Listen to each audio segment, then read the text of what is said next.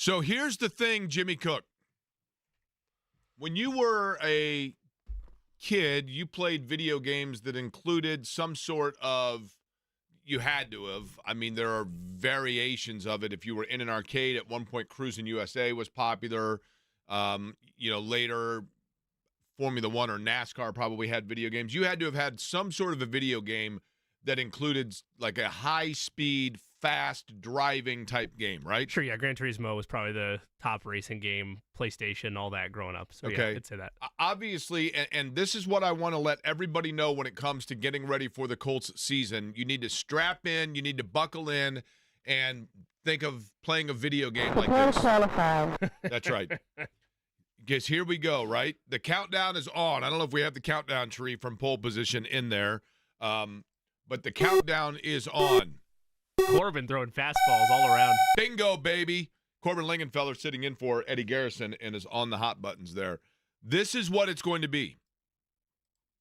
We saw last night the glimpse into the future of the Indianapolis Colts. And the glimpse into the future you would like to think. I had dinner last night at Lou Malnati's. It was fabulous, by the way. And sat right there at the bar. That's what I love about it. Their bar is super cozy. I'm sitting right there. They had the TV right in front of me. I'm dialed in. There was a really nice couple next to us. And the guy and I are like, okay, the game's on.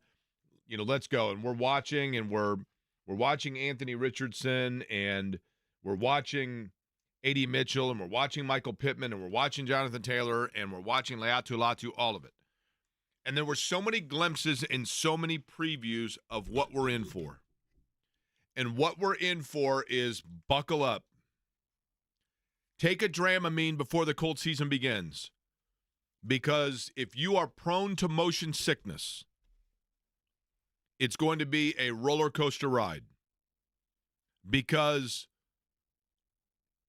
you watched Anthony Richardson and you're saying to yourself, when they got going there offensively, and he was kind of in rhythm. And that's what I was talking about. Sometimes I think he's best when he's just in rhythm and just going. And they went basically right down the field. He's making passes. He's getting to Kylan Granson, who we've talked about, that's getting involved.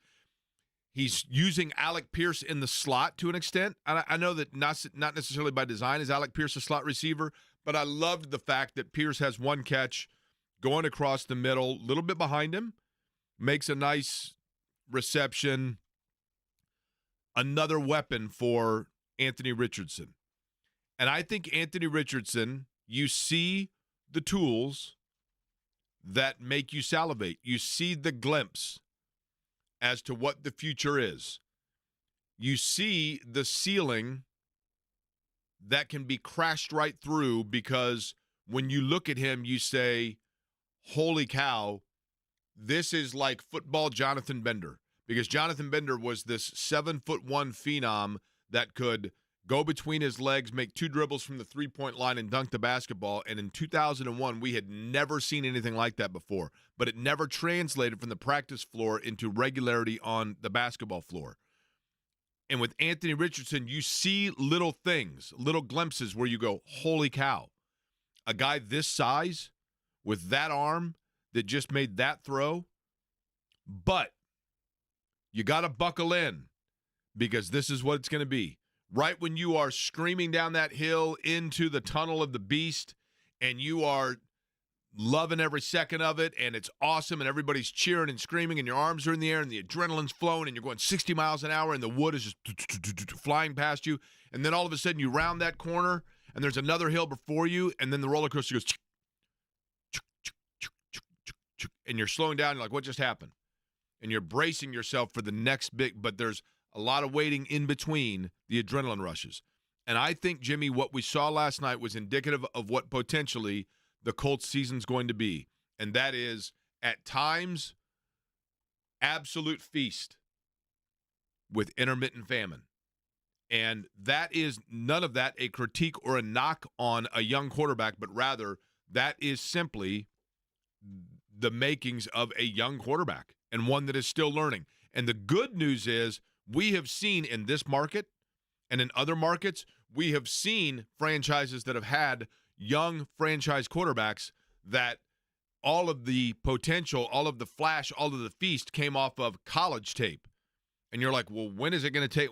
Show me any sign of life here, Johnny Manziel. Show me any sign of life here, Achilles Smith, Joey Harrington. You see it in NFL, on an NFL field with Anthony Richardson. But it still isn't consistent enough, and thus the Colts may well be that way. But their roster, I think, looks really good. It's going to come down to the consistency of the quarterback play. But we will talk about it today, of what happened last night in Cincinnati between the Colts and Bengals. Good afternoon to you on a Friday. Jake Query here along with Jimmy Cook. Corbin Lingenfelter is here as well. Eddie Garrison is down in Cincinnati. We'll be back with Jimmy and James on Monday. I'm on my way to Portland today, and we'll be out Monday and Tuesday after the IndyCar race. But Jimmy, good afternoon to you. Your thoughts on the game last night? Well, first off, and this is important, Jake, because I'm sorry that I had to be the one to do it, but it is my time to shine in this particular realm. I raced to the patent office this morning, and it's mine. I've trademarked it. Okay. I know you have your trademarks, but this one's mine. I've secured it, and we're ready to go. The Richardson roller coaster is mine this year because that's exactly what it's going to be throughout the entirety of You're the hoping he's the 2024 beast, campaign. right? You're hoping he's the beast, and Jake, you're hoping that last night, way too much flat road. Way too much. When's the ride get fun? When does it get back to the peak? When are we up to the highest point?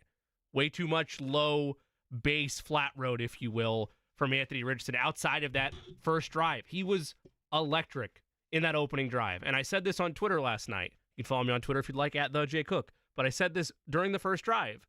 Yes, I know they were playing the backups. I know they were playing the 2s and the 3s. But the goal we set yesterday on the show was dominate them. Systematically dominate the Bengals backups and show that this isn't even a contest. This is clearly varsity against JV, and this is going to be quick work for the Colts. Let's move about our day. And they did that for the first drive. 12 plays, 80 yards, a touchdown. The RPOs were immaculate with him just peeling the defense off enough to a little fake handoff to Jonathan Taylor, to finding Michael Pittman Jr., or finding Alec Pierce, or finding A.D. Mitchell. It was great, and I think the Colts are going to utilize, just like they did at times last year with Anthony Richardson, a lot of RPOs, and I think that's an area where you're going, run-pass option for those that don't know the lingo, but I think that's going to be high-level success for them this year. But then after that, the dominance went away. There were miscues, there were high throws, there was an interception that leads to a pick six, a lot of head-scratching frustration that gets magnified last night because, again, it was against backups and third stringers. But what did I say yesterday?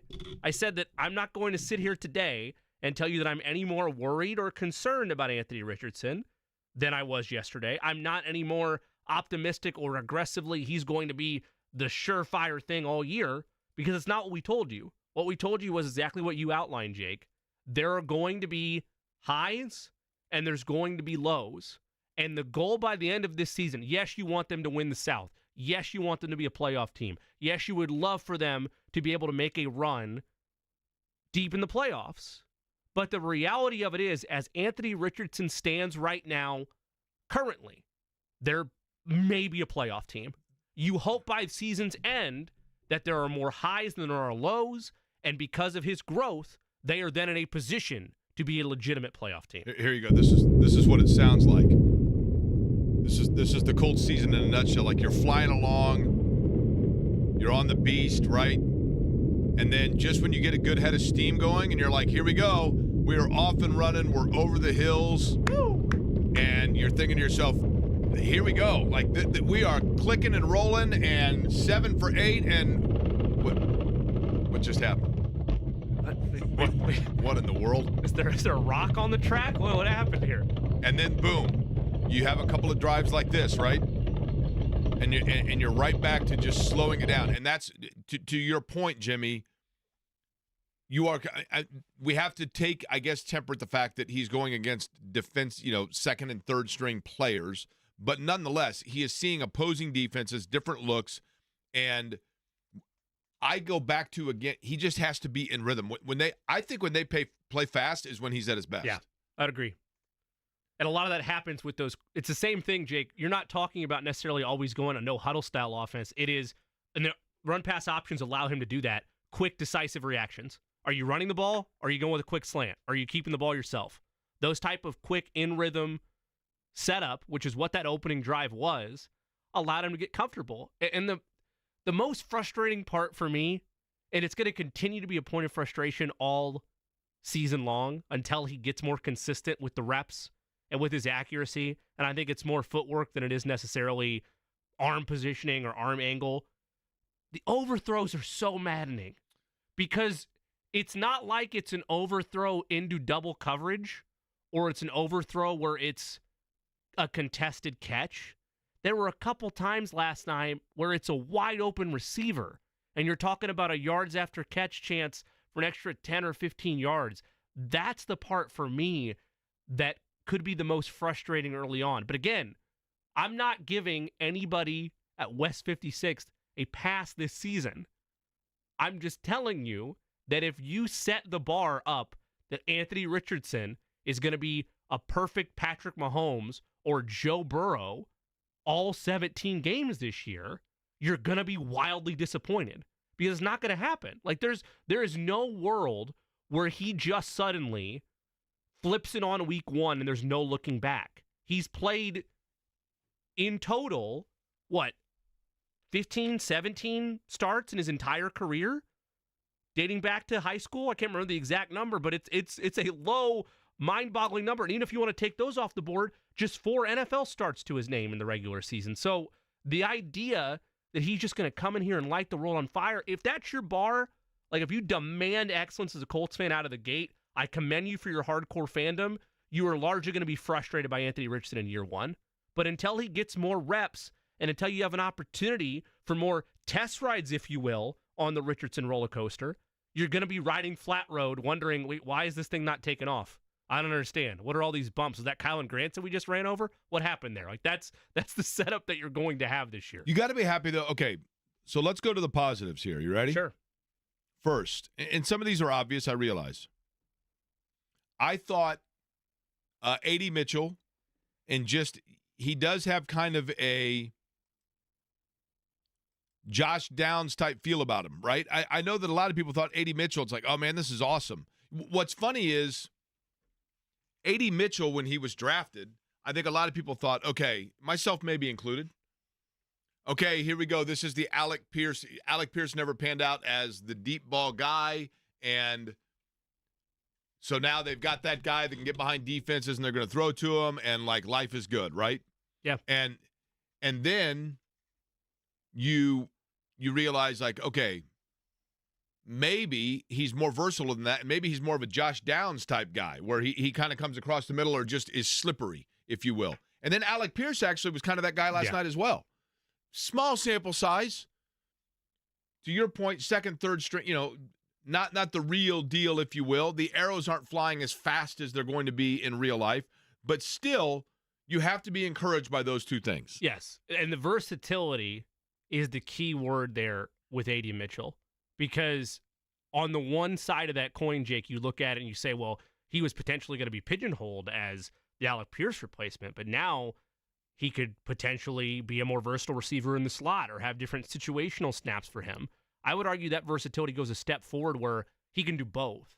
You can utilize him as a deep threat if for some reason the timing's not there with Alec Pierce, or maybe you want to go with an empty set perhaps, or maybe you're looking to give Downs a spell and you put Mitchell in the slot. He is showing versatility that will inevitably help the Colts wide receiver room in a way that wasn't possible last year due to the lack of depth at that position. And in all likelihood, who knows, maybe Josh Downs winds up playing week one. We know he's out of the boot now. Even if he has to miss a couple of games, the pieces that are set up, the idea of being able to put Mitchell almost anywhere on the field, also, Jake, in my mind, gives you more leniency with Alec Pierce. Because at this stage, it's pretty clear what Pierce is. He is a deep vertical threat, a boomer bust style player where he's going to either get behind the defense and be open for 40, 50, 60-yard gain, whatever the case may be, or he's going to be well covered and the deep shot's not going to be there. You can't put him anywhere else. With Mitchell, you can line him up in different situational spots in a way you can't with Pierce. And that's not a knock on Alec. That's just where his traits are.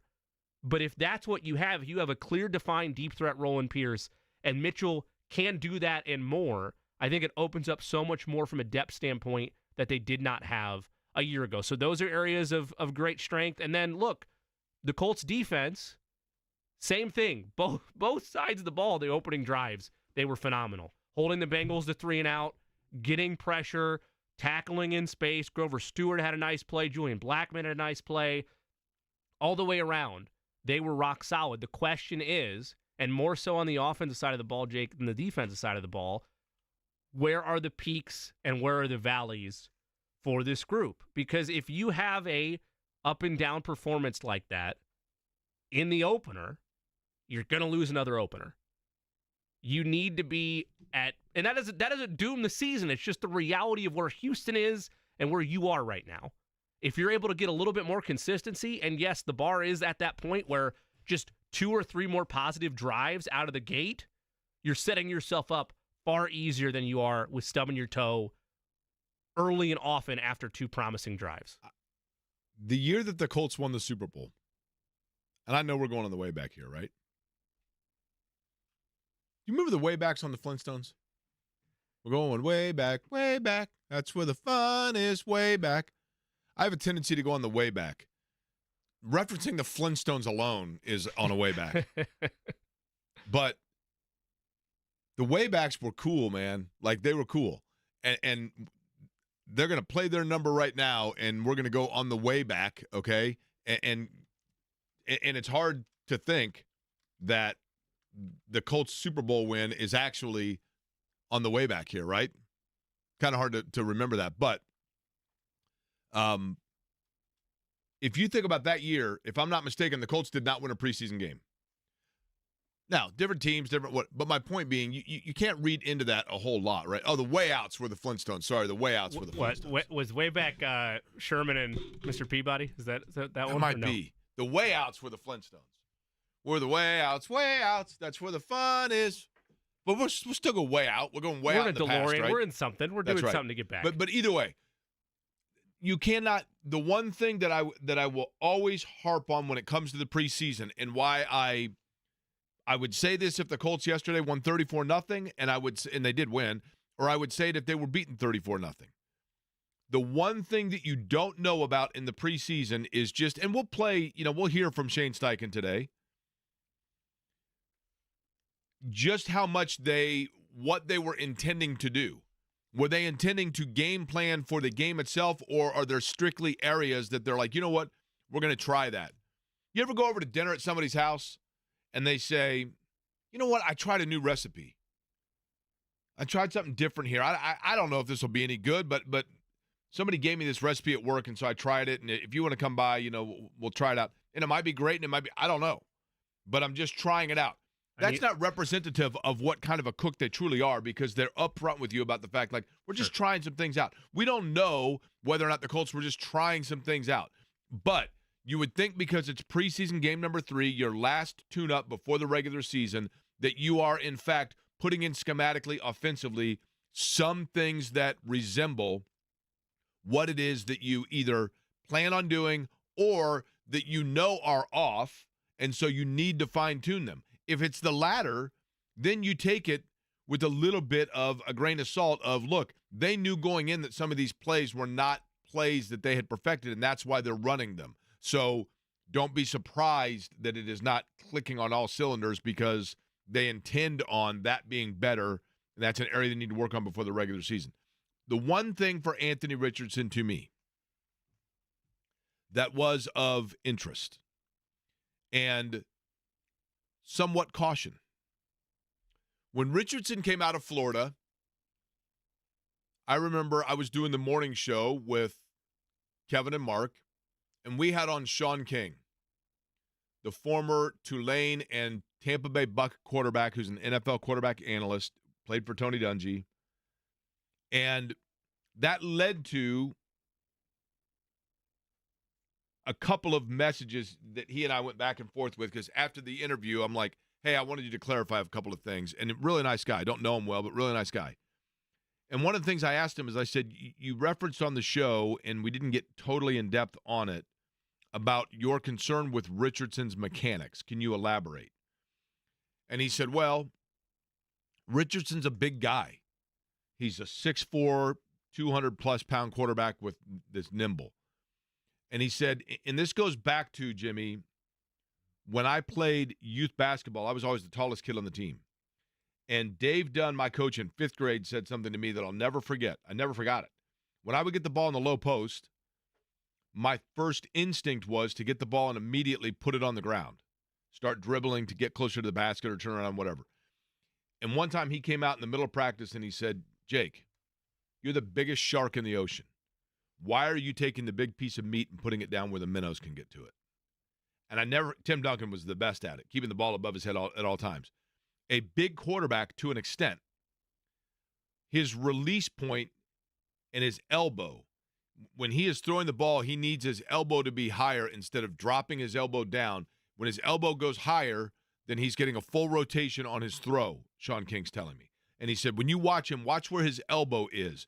And if his elbow is too low, then he tries to make up for it through the angle of his wrist. I know I'm getting way in the weeds here. But basically what he said to me was, if his elbow's really low when he throws the ball, more often than not, he's going to overthrow because he's compensating and he is going to throw too high to his receivers.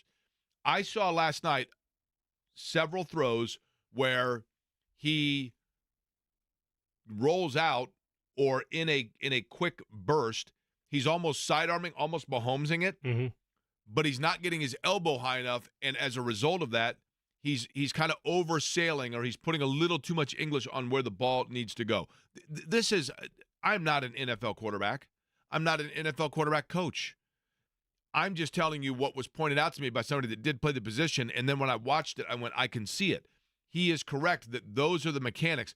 That's not to sit here and say that I'm some X's and O's expert film all-22 guy, but it's simply to say that there are areas that were things he needed to work on when he came out of Florida that very clearly he still needs to work on. And that's when you remind yourself that this is a marathon and not a sprint when it comes to the career of Anthony Richardson. Now, you only have so long a window to be able to start showing things and showing progression before you're like, okay, maybe do we go in a different direction now or whatever it may be. But we're years from that. We're at least 2 seasons from that. And so I saw a little of that last night. I also saw that the plays and the talent and the ability where you're like, okay, now I get it. The fumble, for example, was probably carelessness, right? Those things take time to work out, and that's why you're playing. That's why he and not Joe Burrow is playing in that game last night. But it gets real now, right? Yeah. I mean, now the kid gloves are off. Now you're going up against real-world number ones on the other side of a Houston Texans team that there are some that feel they're going to take a step back this year. And I get those concerns if you're looking at Houston and perhaps you're evaluating where the division is going to go, because we did the same thing with Jacksonville last year. The thought was, well, the Jaguars, they won the division the year before, and Trevor Lawrence is, a king of the National Football League, and it's his division now, and he's going to run it. And then here come the Texans, and here comes C.J. Stroud. And the Colts are beneficiaries of that because it's a division that still allows wiggle room for who's the top. There's a lot of other divisions in the AFC where there's an unquestioned leader of the division. AFC West, it's Kansas City. AFC North, you could make an argument, I suppose, if you want to say Baltimore or Cincinnati, but those aren't because both those teams are bad. They're because both are really good and one's going to X each other out. Same thing with the AFC East. Likely Buffalo, but Miami's on the rise. So there are little 2-horse races going on within the AFC. It's a literal 3-horse race, and Tennessee looking up at everybody in the AFC South. So the Colts do have that going for them, but you cannot, I said this to start the offseason rather. You can't have an educated opinion on what Anthony Richardson is yet. There's no body of work outside of a couple of tapes in college and 4 games in the NFL to firmly, confidently say this guy's going to pan out or this guy won't. You make an educated guess, but you wouldn't be making a definitive, no, I've seen enough from him to know where he is. By season's end, you should have a clearer picture of Was there real growth, or was it? Or are we talking about Anthony Richardson like we do Jelani Woods? Man, look how he profiles. You know what would be fun is if the Colts and Broncos played in the AFC title game, and then you could actually have a headline that says two-horse race for the AFC. I really like that. Wouldn't that be awesome? That's great. That'd be fun, right? The marketing machine of the NFL would really appreciate that. Between that and then your roller coaster Richardson line, I mean, we got it all covered here, Look right? at us, and it's only $12.25. You are wearing an Indiana LEO football shirt. I am. And it just so happens that it's a Buckeye from Ohio State that potentially threw a grenade on football in central Indiana. And it happened last night. And I'll let you hear what it is, and then we will roll our collective eyes and discuss it because maybe there's something to it. I'll tell you who, what, and why we should discuss next.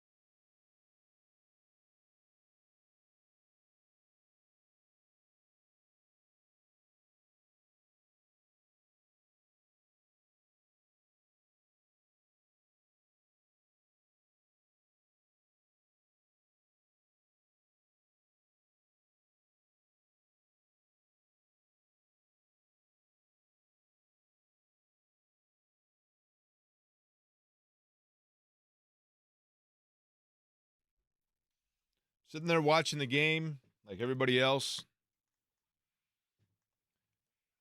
I'm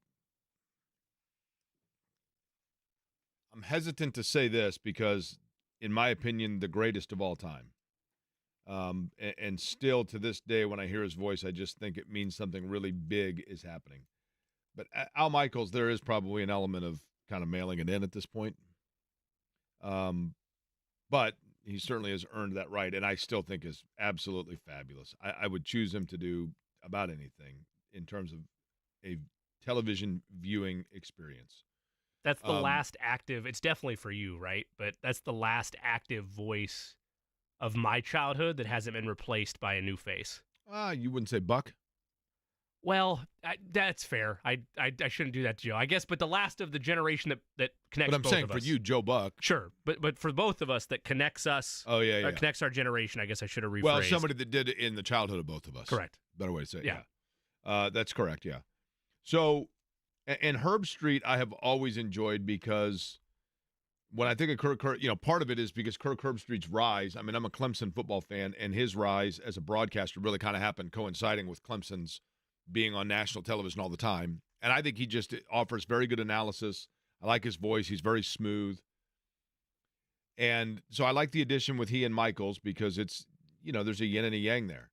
But last night, and we can debate until the cows come home whether or not this was the time to bring up this discussion. And I think Kirk Herbstreit probably, as he was watching the game, I don't think this was in his bullet points, but he made an interesting observation, probably somewhat off the cuff. But how could you not when you were watching that game, and in particular if you're not nuanced on the inside with the Indianapolis Colts? So this is a peripheral outside observation. Kirk Herbstreit last night, Amazon Prime with Al Michaels.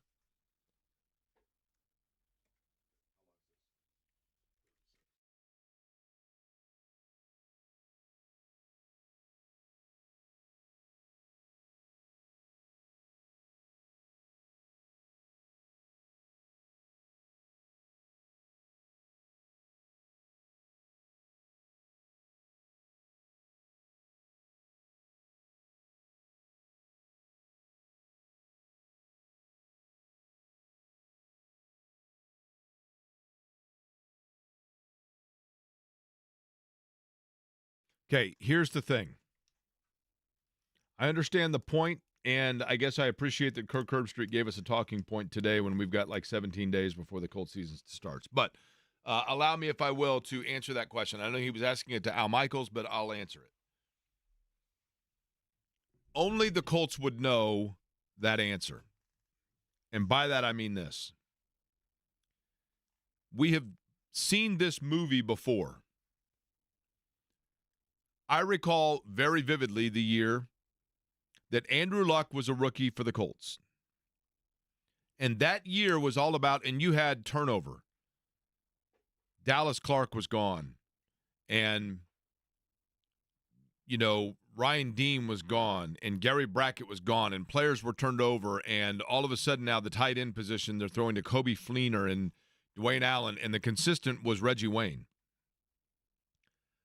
And one of the things that in Andrew Luck's rookie year that happened that probably gets overlooked in the grand scheme, perhaps, and thankfully it all worked out okay in the end, is the fact that you had the Chuck Pagano illness, and Chuck Pagano is suddenly gone, and Bruce Arians now comes in. I'm 99% certain this was year one. It might have been year two, but I'm 99% certain it was year one. But it was his rookie year, right? So now you have Bruce Arians, who had been Peyton Manning's quarterback's coach, who would go on to obviously become an offensive visionary in Arizona, and a guy that was known as this brilliant offensive mind of just letting it rip offensively in Bruce Arians, and that's what they're working. So now all of a sudden Andrew Luck goes from being kind of a system quarterback that they want to see what he can do. He was never a system quarterback, but with Chuck Pagano, a more conservative style of play, to Bruce Arians, we're like, we're just going to let this thing rip. And it probably was benefit Luck. And so the Colts went into that season saying, this season is all about the development of Andrew Luck. This season is all about the trajectory of Andrew Luck, and anything that comes with it is bonus and is gravy. But Andrew Luck was a much more polished product coming out of college than Anthony Richardson. Andrew Luck was the biggest can't-miss target in 25 years in the NFL, and Andrew Luck had a ton of starts under his belt at Stanford in big-time moments, big-time games, and had played for in college an NFL quarterback. So when Luck comes in, and right away you have that change in the offensive philosophy with Bruce Arians running things, they start winning. And they go, whoa, okay. And everything went their way. I was doing a show that year with Reggie Wayne. I did I think it was every Tuesday night, a Reggie Wayne show. And talking to Reggie Wayne and breaking down games. And Reggie Wayne's like, man, everything is going our way. Every ball is bouncing our way, with the exception of the terrible stuff that Chuck Pagano was going through away from football. But everything went their way. And it accelerated their timeline, and the Colts then erred because at that point, even Andrew Luck, a finished product coming out of college, not a finished, but from a college standpoint, a polished product coming into the NFL, and probably the most turnkey, ready-to-go quarterback of 25 years in the National Football League. And even with that, with Andrew Luck, because things went well in the beginning, they accelerated the timeline and said, you know what, we're here right now. And Griggs is wheeling and dealing, seismic moves, shock and awe, wait till you see what we're bringing in. And they bring in Trent Richardson, and then they later get in Frank Gore and Andre Johnson. And they accelerated the timeline and didn't allow it to grow organically. Timelines went off, and then it just never got footing again because they didn't allow it to still, even as good as Andrew Luck was, they didn't allow everything around it to be watered, planted, and grow organically. Now with Anthony Richardson, Kirk Herbstreit raises that question. Let's say that the Colts get off to a 2-5 start, 2-6 start, and Anthony Richardson's completing 48% of his passes. I don't think this is going to happen, but we never know. For the sake of the discussion, you got two choices. One is you bring in Joe Flacco and say, like, we got it, man. We're still, while we still have a contention in this division, we got to bring in Joe Flacco. We saw last year that Joe Flacco himself has a ceiling. Cleveland turned the keys over to Joe Flacco, and for 5 or 6 games, he was really good. And then they got into the postseason, and all of a sudden, Father Time said, hello, Mr. Flacco. Your checkout was at 11 a.m., and it was over. Joe Flacco is a donut tire. He's been a great player in the NFL. And at no fault of his, he's simply older. He's a donut tire. He is a perfect quarterback to get you an exit or two until you have time to get over and get the new tire and the regular one back on the car. That's his purpose. If you try to drive your entire destination on a donut tire, you got a problem. When it comes to Anthony Richardson, this season is all about the development of Anthony Richardson. That's it, plain and simple. Anything that comes with that, if all of a sudden they catch a hot streak, he gets on a heater, they start out 7-1, great. But it doesn't mean that they're going to accelerate the timeline because we've seen that movie before, and Jim Irsay notably knows how that worked out. And Chris Ballard, if he's smart, looks at it and sees what the long-term stability for Ryan Grigson was when he accelerated timeline, probably at the urging of Jim Irsay. So you would think they learned that lesson. What only the Colts know is this, Jimmy, and that is only the Colts know when psychologically, if Anthony Richardson is struggling, as Joe Namath would say, only the Colts know when psychologically Anthony Richardson can get into that realm of damage beyond repair. We've seen it with quarterbacks. It happened with David Carr. It happened with, there are quarterbacks that in their first stop, they get battered and rattled and their confidence goes away so quickly that it's tough to ever get it back. Only the Colts know when that might be for Anthony Richardson. And only that is the situation where you would replace him. I don't think in any way, shape, or form this year, if he's healthy, you ever replace Anthony Richardson as your starter because you have to let him go through the growing pains. Unless they feel psychologically they're getting to the point of no return. Then and only then do you make that move. Unfortunately, once you reach that point, he's already lost. There is no reason, barring injury, Joe Flacco should touch the field of Lucas Oil or any other stadium as a starting quarterback for this team. the Anthony Richardson experience is the future for the Colts, whether that ending is a happy ending of him being a franchise player or whether it's him being a draft bust and they're back to the drawing board with a fresh new staff and Chris Ballard jettisoned somewhere and them picking up the pieces and building from the ground up. Those are the two endings to this movie. For Anthony Richardson, and I get the point that Kirk Herbstreit was trying to make. He's presenting an idea that the Colts roster, which, by the way, isn't perfect. There's plenty of flaws still up and down this roster. But he's presenting this conversation that would they be wasting a season of, I guess, their window of some kind if they put Anthony Richardson out there instead of Joe Flacco? Would they be risking missing out on a division title? Because that's the apex of that. There's no world where Joe Flacco is at age 39 is the starting quarterback of this team and they're any better off in the grand scheme of the AFC. And that's the only reason you'd make a move like this. The reason wouldn't be, oh, let's shelter the quarterback, because if you have to do that, if you have to baby the quarterback at this stretch when throughout the entire offseason it's been clear it's his car, just throw him the keys once he's healthy. If you have to do that at this stretch, he's already gone. So I take that off the table. The other element for where Joe Flacco would play is, barring injury, would be you think the Colts have a better chance at contention with him, and that's just not true. This roster has too many holes on it as it is, to the point that you need a quarterback like Anthony Richardson to offset those weaknesses, to offset those holes. If you put Joe Flacco out there, the Colts' chances of winning the South, let alone making the playoffs, the increase, you're talking about maybe a game. You're not talking about all of a sudden, man, I'm picking the Colts as a dark horse to win the South. I want to see Indianapolis do well this year. I would love for them to be a playoff team. But we mentioned it the night he got drafted. The Band-Aids are done. The Band-Aids of, oh, this roster's great and all we need is a veteran quarterback and they're going to the playoffs. Yeah, you're starting all over. Those right? days are over. Right, you're starting all over. What you need are answers on your shiny toy. And you need to figure out if Anthony Richardson is that answer. Because if not, they're at the ground floor looking up at another rebuild. Hey, Jake, that $3,000 that I spent on season tickets and parking seemed a lot more valuable before you started talking about Anthony Richardson. That's not what I'm saying, and I apologize if it came off that way. What I'm saying is I think he is going to be a very good quarterback. I do. I just don't think in the NFL that it happened. If he may be this year. They may be, and I think the Colts are going to be really good and competitive. What I'm saying is from one drive to the next, from one game to the next, there are probably going to be moments where you can't get too engrossed in the highs and you can't get too despondent by the lows, because that's part of the process. He is going to be, I do think this, I think he is going to be a very good quarterback. It might even be this year.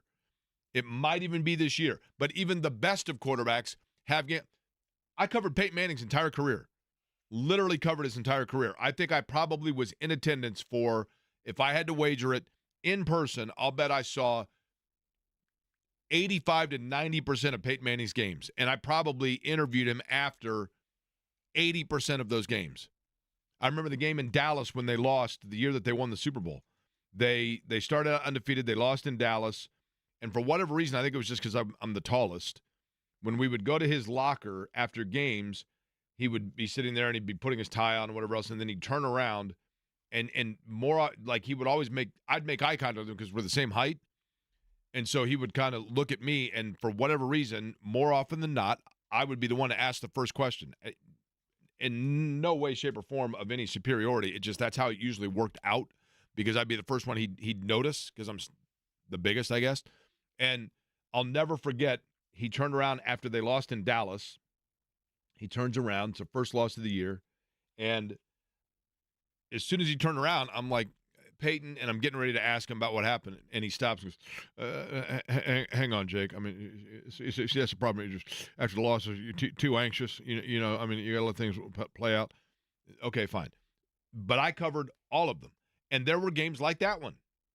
There was a game against Cleveland here where the Colts, I think, won 9-6 the ugliest football game known to man. The only game uglier I'd ever seen was the Cleveland Browns and Cincinnati Bengals in 1979 in frigid temperatures. First NFL game I ever went to at Riverfront Stadium, and both teams were like 4-11, right? Yeah. Terrible game. Those games happen, and that's Peyton freaking Manning, right? So it's gonna happen with Richardson. I think he's going to be a very good quarterback, and he may be a very good quarterback this year. I'm just saying there are going to be times where he is going to struggle because that's what happens in the NFL. And when that takes place, it is important for the Colts to temper themselves and not immediately, because you can mess with him psychologically two ways. One, you can leave him out there too long, or the other is you can yank him out and take his confidence away from him and put Joe Flacco in there. There's nothing to be gained this year by Joe Flacco being in there, because what did we see last year? If you are trying to get deep into the postseason with Joe Flacco as your quarterback, ask the Cleveland Browns what happens. And that is, all of a sudden, midnight comes and he turns into a pumpkin. It's just the reality of it. No knock on him at all. Wonderful player and wonderful career, seemingly good guy, veteran that can give guidance. And in a game or two, wonderful to have. But expiration date is absolutely sitting there looking at you on the side of the bottle. No question about it. We'll hear a little bit from Shane Steichen over the course of the show as well.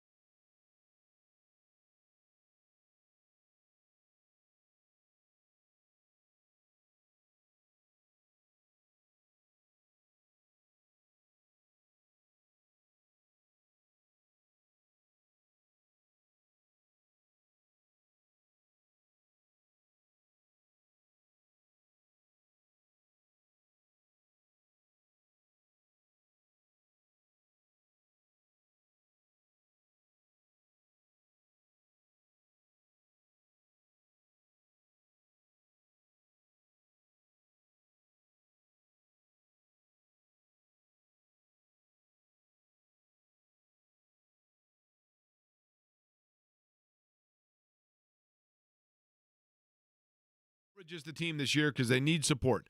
And I go through this every year with a different team, Jimmy, and then I realize, for crying out loud, my alma mater hasn't won a game in like 5 years. So of all the schools that I'm looking at, and of all the schools that I'm sitting there thinking about, like, who needs a fan, and I'm like, it's North Central. They've lost like 22 straight games, I think. Gotta go back to the roots. Give them some love, Jake. Their mixed schedule is brutal. If you're trying to rebuild, yeah, and you're in the mick, I mean, good luck, right? Yeah, it's as tough as it comes. They got Fishers tonight, I think. But I love, and repeat what I've said before, I've been very lucky in this market because I have been able to think about, if you're a sports person. Hagan and I talk about this all the time.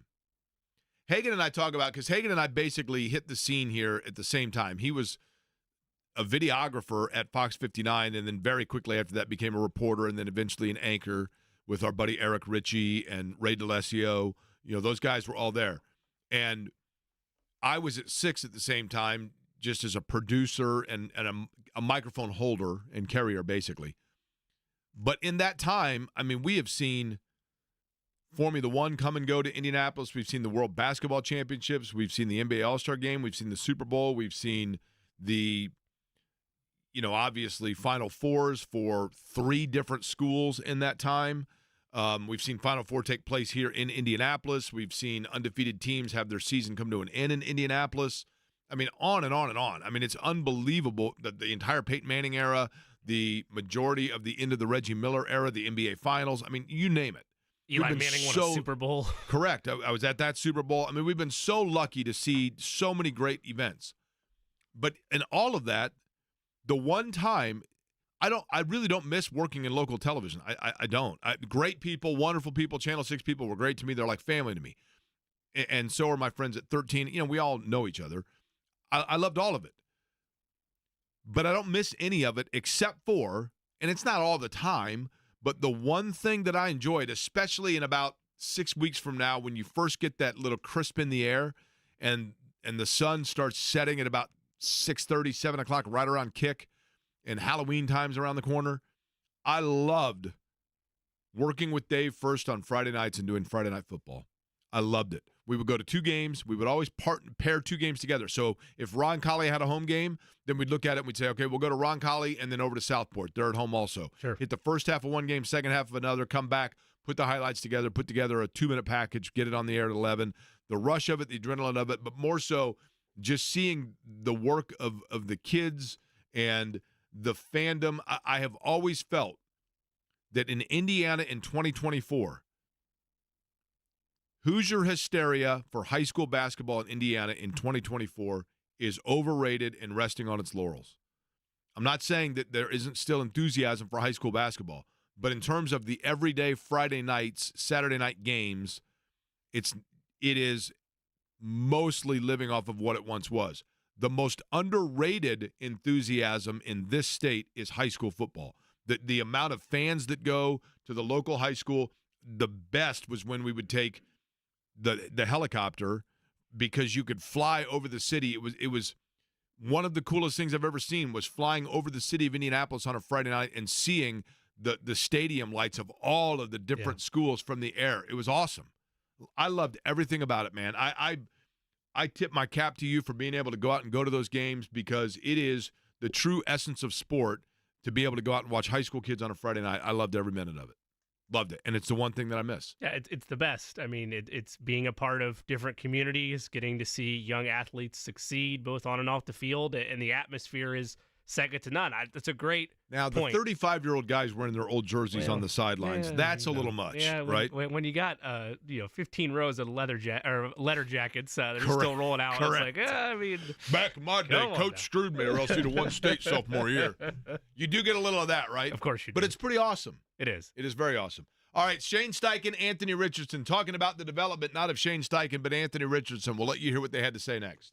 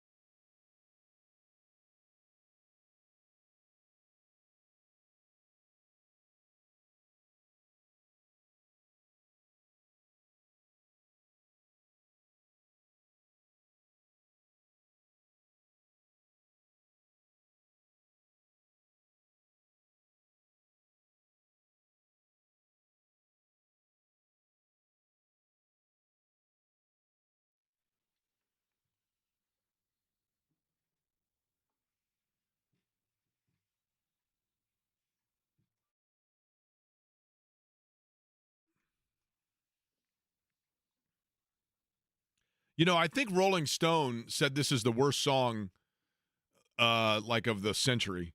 And I disagree. I think this is by far the most kick-ass ballad of all time. Anytime that you can incorporate a traffic report into a song, and you can also mention that Marconi plays the Mamba.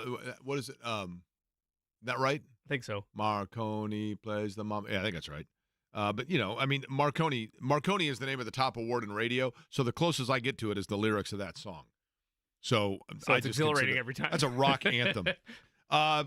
Couple of notes before we get into last night, the comments about Anthony Richardson's performance. Hey, Jake, I live in Franklin Township, close to Beech Grove. I still sing the Hornets, Buzz, Buzz, Buzz song. It's been stuck in my head for years. Not every day or anything. I'm not a total weirdo, but a handful of times per year. Well, thank you. Hornets, Buzz, Buzz, Buzz. I'm telling you. This from Dave Calabro. I'm driving and listening to your Friday night conversation, my 39th and final Operation Football opener. Bizarre. How about that for Calabro, man? That's awesome. That's quite. I love that the montage awesome. The WTHR has. Awesome. It goes back in the way back when he first started doing Operation. And now. I don't know if Calabro made this connection. I did not until earlier, but do you know where Dave and I both were 4 years ago today? I saw your tweet, but I don't know where it was. I just know it was some type of. Wasn't it? That was not a shot from here, was it? So explain for folks listening the tweet that you saw. There's a picture of one Jake Query high above a bleacher setup. I only briefly glanced at it, and your overall tone from this picture appears to perfectly encapsulate the COVID-19 pandemic because it's you clearly working, but it's like, man, the atmosphere is not there. Is that at the Speedway? That is the Indianapolis 500-mile race. Really? 4 years ago today, the Indianapolis 500-mile race took place, and that picture that I tweeted out is me broadcasting from the top of Turn 3. It is a privilege to say that I was there, but it was so incredibly bizarre. What was weird is once the race began, I remember on the first lap or two, all of us getting on the intercom, and we're like, it is so loud. Because all of the aluminum, the sound of the cars bouncing off all that aluminum, we couldn't hear anything in our headsets. But it was so surreal because there were no fans there. But once the race began, you're just focused on what's taking place in the track, and It was kind of like another race, and then you almost felt guilty.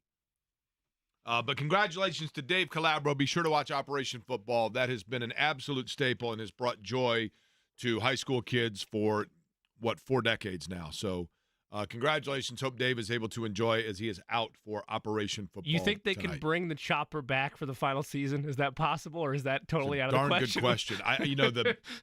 I remember how bizarre is this? When I worked at Channel 6, we took the helicopter once. Hamilton Southeastern. Hamilton Southeastern had a semi-state game at Merrillville. Okay. And I took the helicopter with Eldon Wheeler and obviously the pilot to Merrillville. Like you could see downtown Chicago. You could see the skyline of Chicago as we hovered over the stadium. I'm like, this is the most incredible thing ever. And then, I kid you not, we realized we weren't going to get back in time for the 11 o'clock.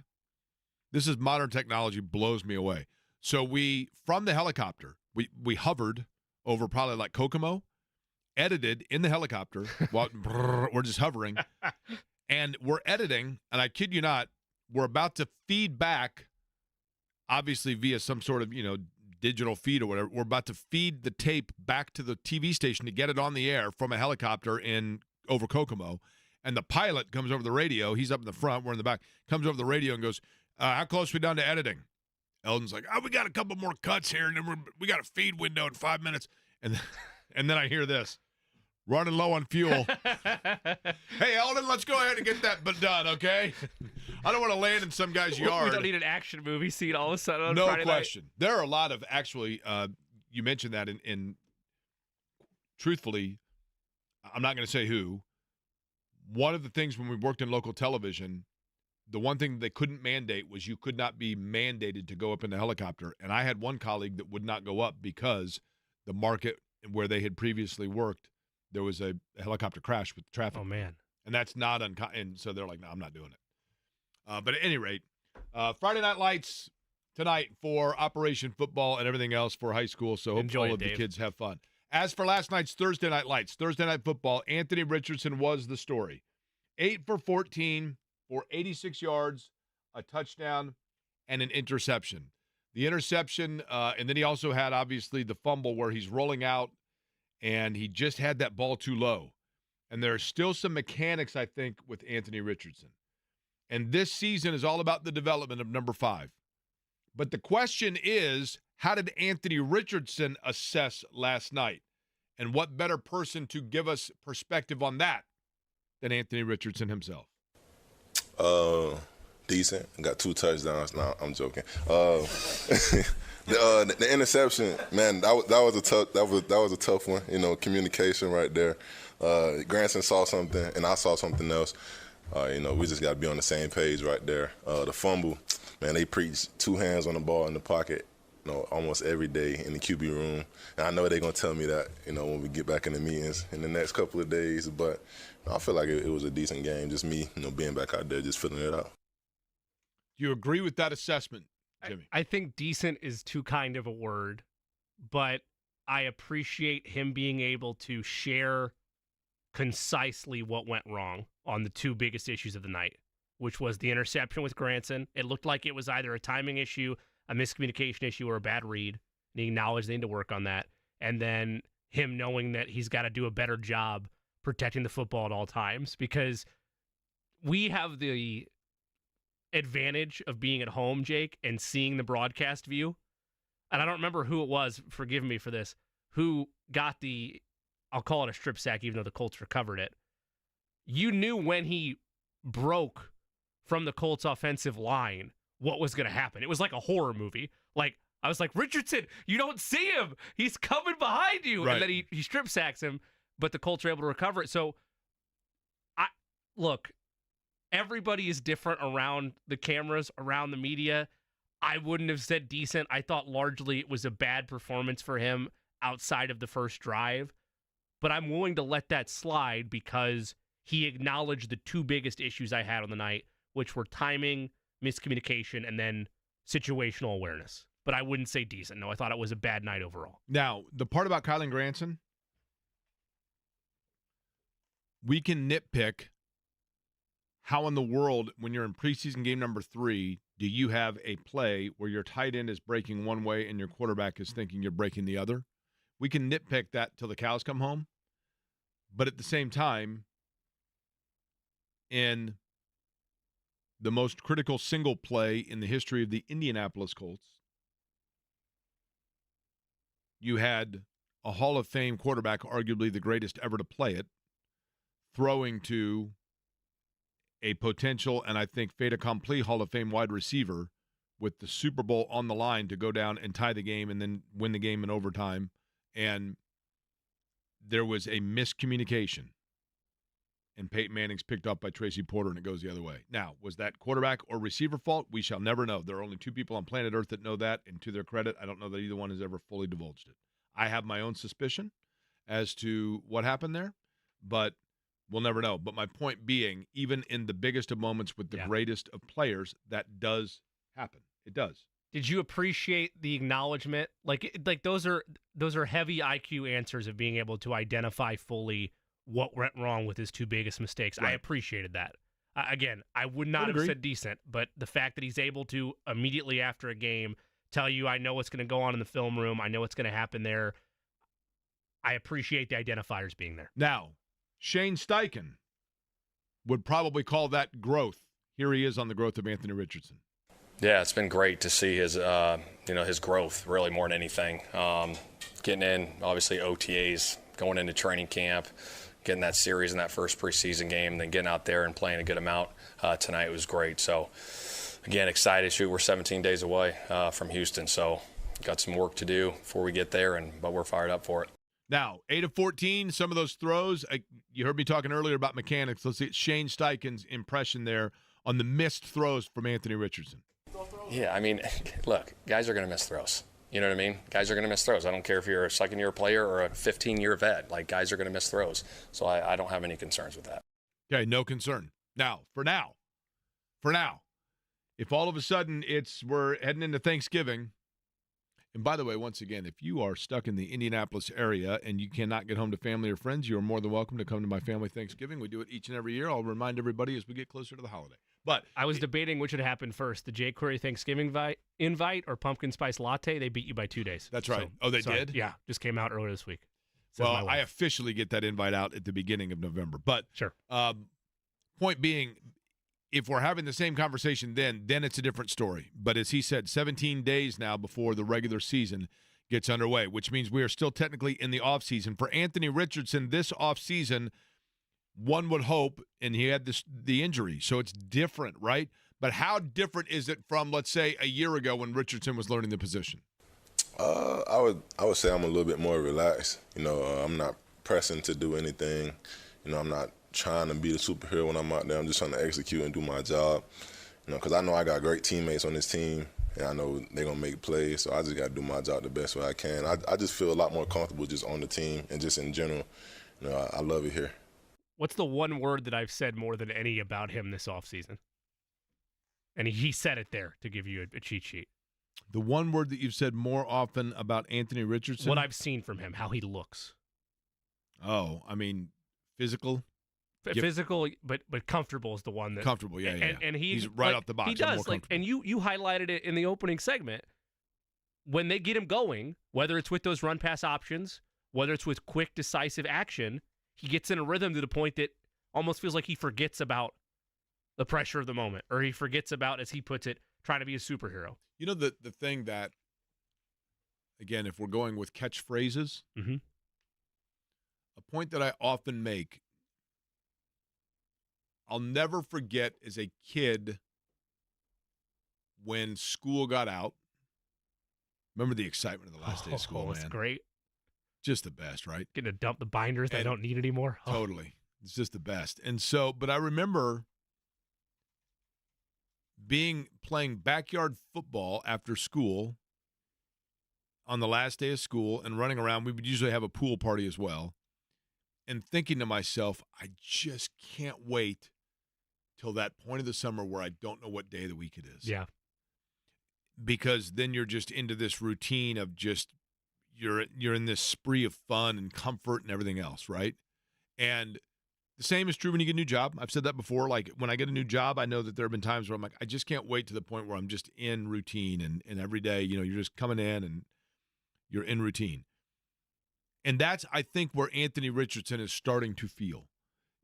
It's impossible to not know what day of the week it is, because when you're in the NFL, they have in the locker room, the Colts used to always break the year down into quarters.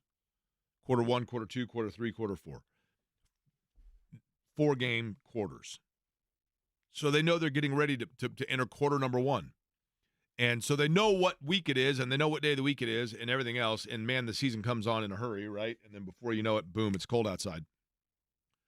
But that tendency of being in that window of routine is much easier to grasp than it was a year ago when you literally are trying to drink through a fire hose. Have you ever tried to do that? It's been a long time, but sure, as a kid, I feel like that always happens, right? You've tried drinking through a fire hose? Well, not. But literally, have you ever tried to? We should do a challenge sometime where we drink through. Corbin, have you ever drank through a fire hose? If you saw a fireman there and they were just doing some sort of practice exercise, would you literally try drinking through the fire? Is it impossible? You'd get something, wouldn't you? You would, but you'd also swallow a few teeth. I went. I think so. Yeah, you know how fast that water comes out? No, to be clear, I dropped the ball here. I heard garden hose, not fire hose. Like, yeah, sure, every kid's done that. No, I've never tried to actually go full jet stream. You think a fire hose would knock your teeth out? Oh, yeah. Oh, yeah. There's a lot of PSI flying through those. Point blank range, absolutely. Look at Corbin, PSI, going with the physics. He went analytic on us. I love it. What is your degree in, Corbin? That's impressive that you're dropping PSI on us. Communications, but I work construction on my days off. There you go. What kind of construction do you work in? Just handyman services with my dad. So what's the hardest handyman job to do? Are you handy? I mean, I know you're a man. You got half of it covered. But, yeah, we've done a lot. What's the best thing you've ever seen? Like have you ever had to go into somebody like that got evicted and there's like poo on the wall and stuff like that? Like, do you have to clean up stuff like that, or is it just like little odd man jobs? Little odd man jobs. Building decks, fixing doors, putting new doors in, that kind of stuff. Do you like building decks? Oh, yeah. What about staining the decks? You stain the decks? We did one 2 weeks ago when it was 98 degrees Oh, that's outside. fun. Yeah, that's fun. Man. Now, did you get high off the fumes? I did not.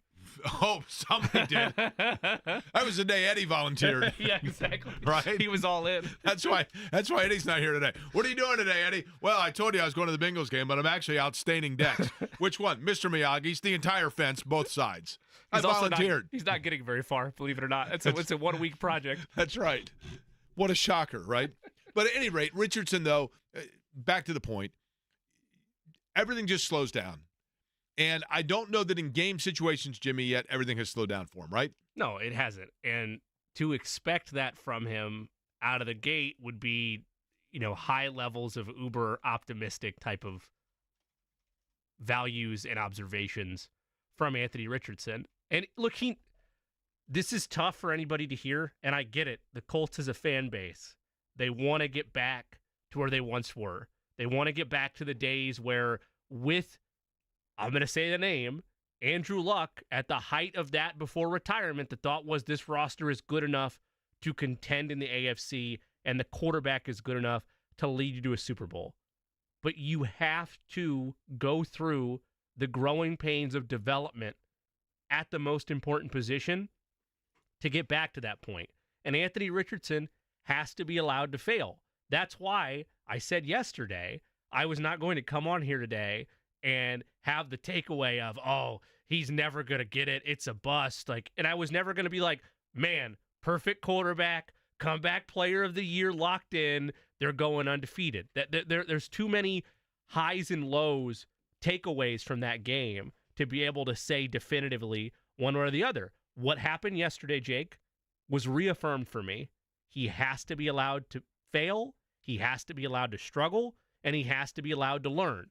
You hope, and Shane Steichen told us this when we sat down with him at camp.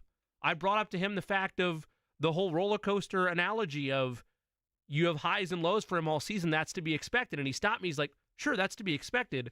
But by the end of the season, you want there to be far more highs than there are lows. And he has to be allowed to reach those lows. A lot of flat road last night to be able to have the consistency where the lows are minor miscues, an interception maybe every now and again, but the peaks are 300-yard games, 4 passing touchdowns, 1 on the ground, and lighting the world on fire. But you have to have the mistakes made because you have to treat him like a rookie quarterback in year 2 because he only has 4 starts under his belt. Did you happen to notice my pregame observation last night on Twitter? I was very proud of this. I did not. This is the kind of stuff that keeps me awake at night as I'm cleaning out my bag because I got a flight later today. It's quite an assortment over there. It's like Beaver Cleaver over here, isn't it? I find this fascinating, and I'm probably the only one that does. Did you ever stop to think, now, I want you to, you don't have anything, you're wearing a nice shirt. Sure, yeah, from the shop. Shout out to the shop in Indy. You might want to put a poncho on towel or because when I say this and all of a sudden your mind's blown and part of your medulla oblongata oozes out of your ear canal, I don't want it to stain anything. It is a white shirt, so I'll be in trouble there for sure. How about this thought? You ready? All right. And it's one of those that I made this observation and then said to myself, surely, I think I might have even done a Twitter search ahead of time to make sure that somebody didn't steal my thunder because I'm like, I can't be the first person that's ever noticed this. And it's probably been pointed out 50,000 times because these teams have played each other before. And I was a little bit surprised that nobody has really thought of the brilliance of it. And then I realized that maybe it's just because I'm not actually that brilliant and I'm giving myself too much credit, which I have a tendency to do. Okay? All right. What do you think about this factoid? Tell me what you know about Ryan Kelly. I mean, outside of him being one of the longest tenured members of the offensive line. Okay. Position he plays? Center. He's the starter, correct? Yeah. Okay. Where's he from? I can't place that one. Corbin, can you help me? Played collegiately where? He played collegiately at Alabama, but he's from Cincinnati. Thank you, Corbin. What do you know about Ted Karras? What positions he play? The same, right? Ted Karras center. Mm-hmm. Won 2 titles with the Patriots. We love his dad, Ted Karras at Marion. And he played collegiately where? That one I don't remember. Okay. Where's he from? Here, right? Or So is he what from w- Cincinnati? No, he's from Indianapolis. So what we're saying is that the center for Cincinnati is from Indianapolis, and the center for Indianapolis is from Cincinnati. Okay. Now, isn't that a fun little factoid? It's a great factoid. Do you ever At what point did that, was that, you said pregame observation? You're just sitting there minding your own business at Lou Malnati's, and you thought, these centers, Very close. So there's something there. we were going to dinner at Lou Malnati's, and Shannon had an appointment and said, well, I'm going to be a little bit late. She was getting her hair done. So you're left to your own devices now? And so I was already rehearsing saying, your hair looks amazing. And I was curious. I did not realize the game was on Amazon Prime. And so I was sifting through the channels to find the pregame. And I, in that capacity, came across our friends over at CBS 4 and Fox 59 with their pregame. I saw Chapp. I saw Hagan. I saw Widlick. I saw all of them. Alexis, I believe is her name, right? Mhm. And so I don't know her as well, but I know all of them. And Dave was on there, and they were doing a story on Karras because he's from Indianapolis. And then later they did a story on Ryan Kelly going back to Cincinnati, and I thought, well, what do you know?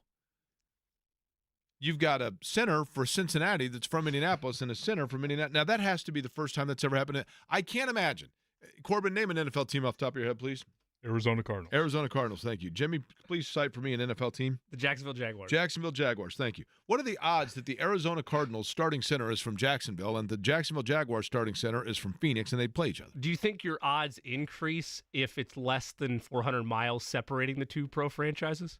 Because me and Corbin No, kind of because where a pro franchise drafts or selects a player has nothing to do with where he grew up. No, I know. I just meant, do you think your chances at all with free agency? Well, here's the other thing. The other thing that makes this amazing is that it would happen for the two franchises that, respectively, from a mileage standpoint, are the closest to one another. You know what I mean? It's each other's closest team. Yeah. So I just find it fascinating. Now we've done market research on this. We have a lot of research on this. We've got groups that Walker Research. They walk around the mall and they stop people and they give you a $2 voucher to the food court if the you answer kids generally questions. love all the segments. Kids do love this, and I loved Walker Research when I was a kid. I did a mouthwash experiment for them. I loved them. And we just got research yesterday that said, and I was very impressed by this, that when these brain droppings come to me and all of a sudden they just hit me and then I recite them on the air. Now, this is non-scientific. I want to make sure that people understand that. Right. But our research indicates that 96.8% of people have one thing in common. 3.2% literally say to themselves, that is unbelievable. And they repeat it at the dinner table.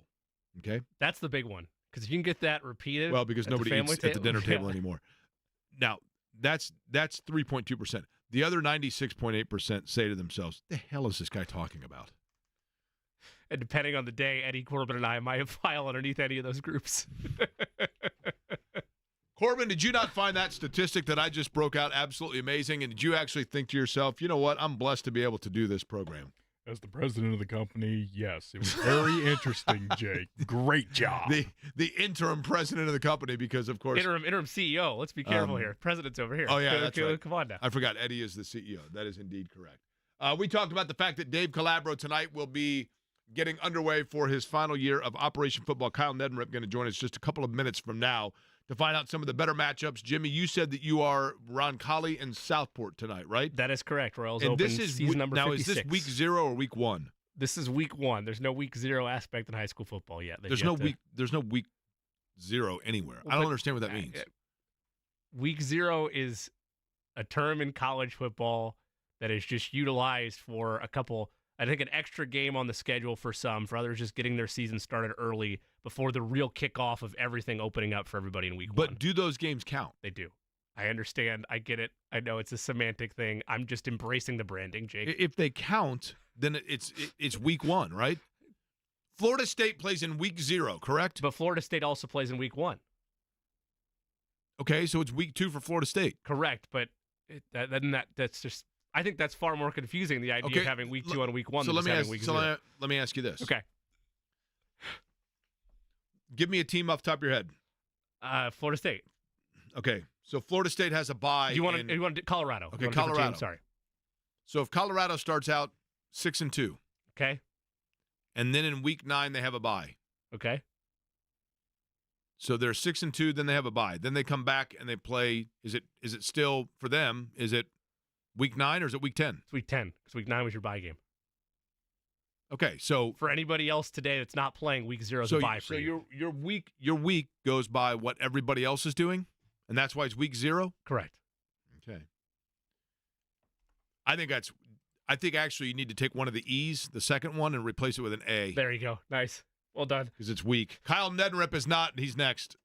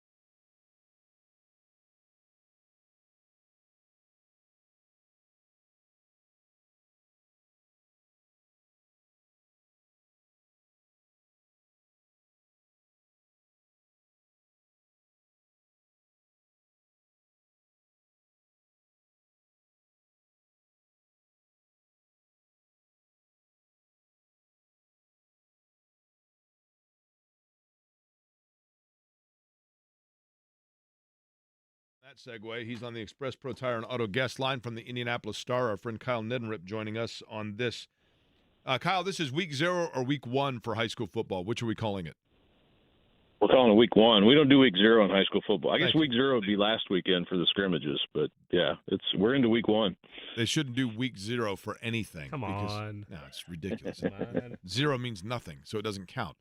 All right, Kyle, we've talked to you about this before, and I appreciate the fact that we're going to have you on each Friday to kind of get people set for the season. But this one really gives us a precursor to rehash a conversation we had a week ago with you, and that is, the teams to look out for. We know the names of the power programs, so let's begin with that. Regardless of class, in your opinion, heading into it here, of the, let's say, 40-plus schools that are within 50 miles or so of of Indianapolis, the 4 that are presumably slated to have the best season should everything go their way would be who? You're talking about could be any class. Yes. I had Ben Davis at the top of our list, partly based on what they did last year, but also because they have a lot coming back, especially on the offensive side. So I would, as a defending champs and based on what including Mark Zachary and Elijah Price, and they do have a new quarterback, but also a very talented individual in Isaiah Rogers. So, I feel like they're probably the top team, and then I think after that, I would say Center Grove is in there. I would say, some of the teams that you would expect, and also Warren Central. I would say Warren Central, Center Grove, and probably Westfield would be in that mix for me. And I know those are all 6A teams, but if you're just doing a straight power ranking, those are probably the 4 I would. Now I got to look and see what I had as the top 4 on my original list. Yeah, I would say those in our area here, and then you could throw Crown Point I think in there too, based on what they have coming back and the fact that they made the state finals last year. I think that's a program that's going to be really good here from here forward with the facilities and the players they have in their program. So there's 5. Those are all 6A teams, but I think those might be the 5 best teams going into it. It's a loaded opening night across the state of Indiana, and admittedly, I guess we're staying in the 6A waters out of the gate, but whenever you have a regional rematch right out of the chute, it's always going to electrify both coverage and fan bases. Is Cathedral at Ben Davis the matchup of the night? And if it's closer right there to the top, what are you expecting to see from it out of the gate in week 1? Yeah, that's the game I'll be covering tonight. I also think the Westfield Center Grove game will be outstanding and could be even a better game than the one I'll be at. But yeah, from a standpoint of a rematch game, 2 teams that, they played each other, I think it was 2011 to 14, and Ben Davis won all 4 of those games, but 3 of them were really close. I remember covering those at the time, and at the time, Cathedral was playing a class down. Now that they're in 6A, it's even more interesting to me, because they did play last year. They could play again this year. If you remember back to that regional game in November, Cathedral had a chance to, they were throwing the ball in the end zone at the end of the game, trying to have a chance to win that game. So they took a state championship team right down to the wire. And I think Cathedral, if they can run the ball tonight with Jalen Bonds and kind of keep the ball away from Ben Davis, they'll have a chance to stay in that game and potentially win it.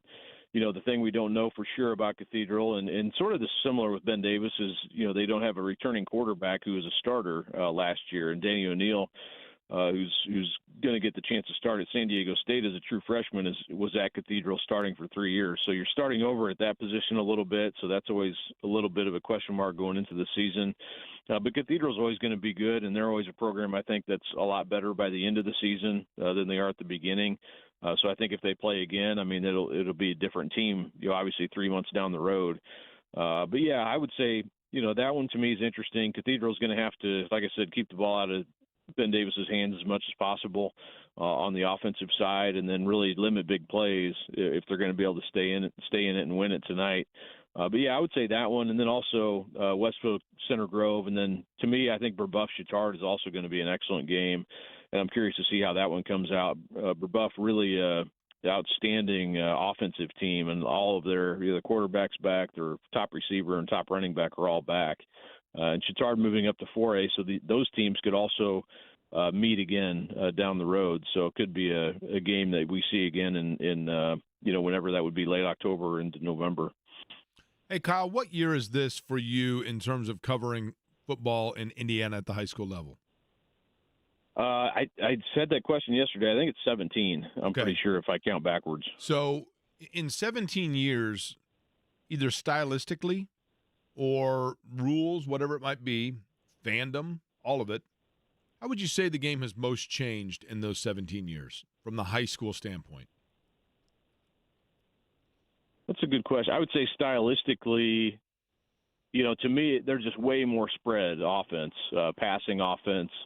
You still have to run, obviously. So from an offensive style, I think they're just, kids are more accustomed. And when I've been covering it for almost 25 years total, I think, so, or maybe 25 exactly. So that part of it's really changed. Now, every program's different. Some are going to, line up in the eye or run the ball more. But, man, 6A level, you almost predominantly see, spread offense trying to get your playmakers in space to make plays. And that's going to come down from the college level in large part. And actually, the NFL, as well, does more of that now probably than they used to. But, from a style change, that's been, to me, the biggest thing. Where high school football used to be, if you'd want to line up and run, and you still do, obviously, and that's an important part of the game, but it's just not the same type of running, I would say, with the fullback and the pounded ahead. It's more of a spread them out and then run it that way. So,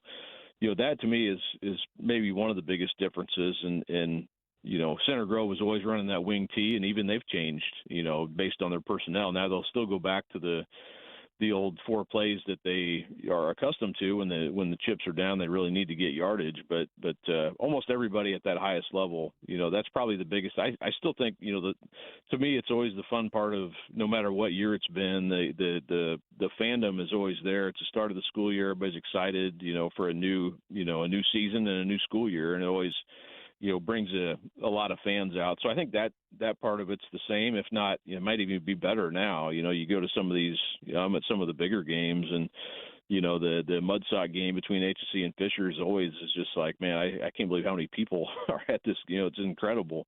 And I think we'll see a lot of that tonight. And then, next week when Carmel and Westfield play, I'm sure that'll be a monstrous crowd and a lot of fun atmosphere. So, those are the things that I think are similar and maybe even better now than they've ever been. Certainly coming out of the pandemic years, I mean, people were really hungry, I think, for that. So, but yeah, from a style standpoint, I think that's maybe the biggest thing is the offensive part of high school football is just, that to me, that back when in the 90s and stuff, you just didn't see that as much. Who's the best player you've seen? The single best, and I don't mean went on to the best career. I mean the one in high school that you're like, that guy's just different. That's a good question.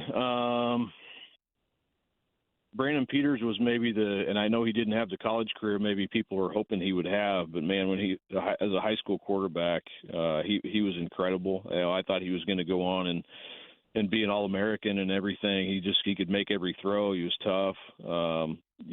I would say also, Sheldon Day from Warren Central comes to mind as just a big playmaker on the defensive line, who seemed like he was always in the backfield.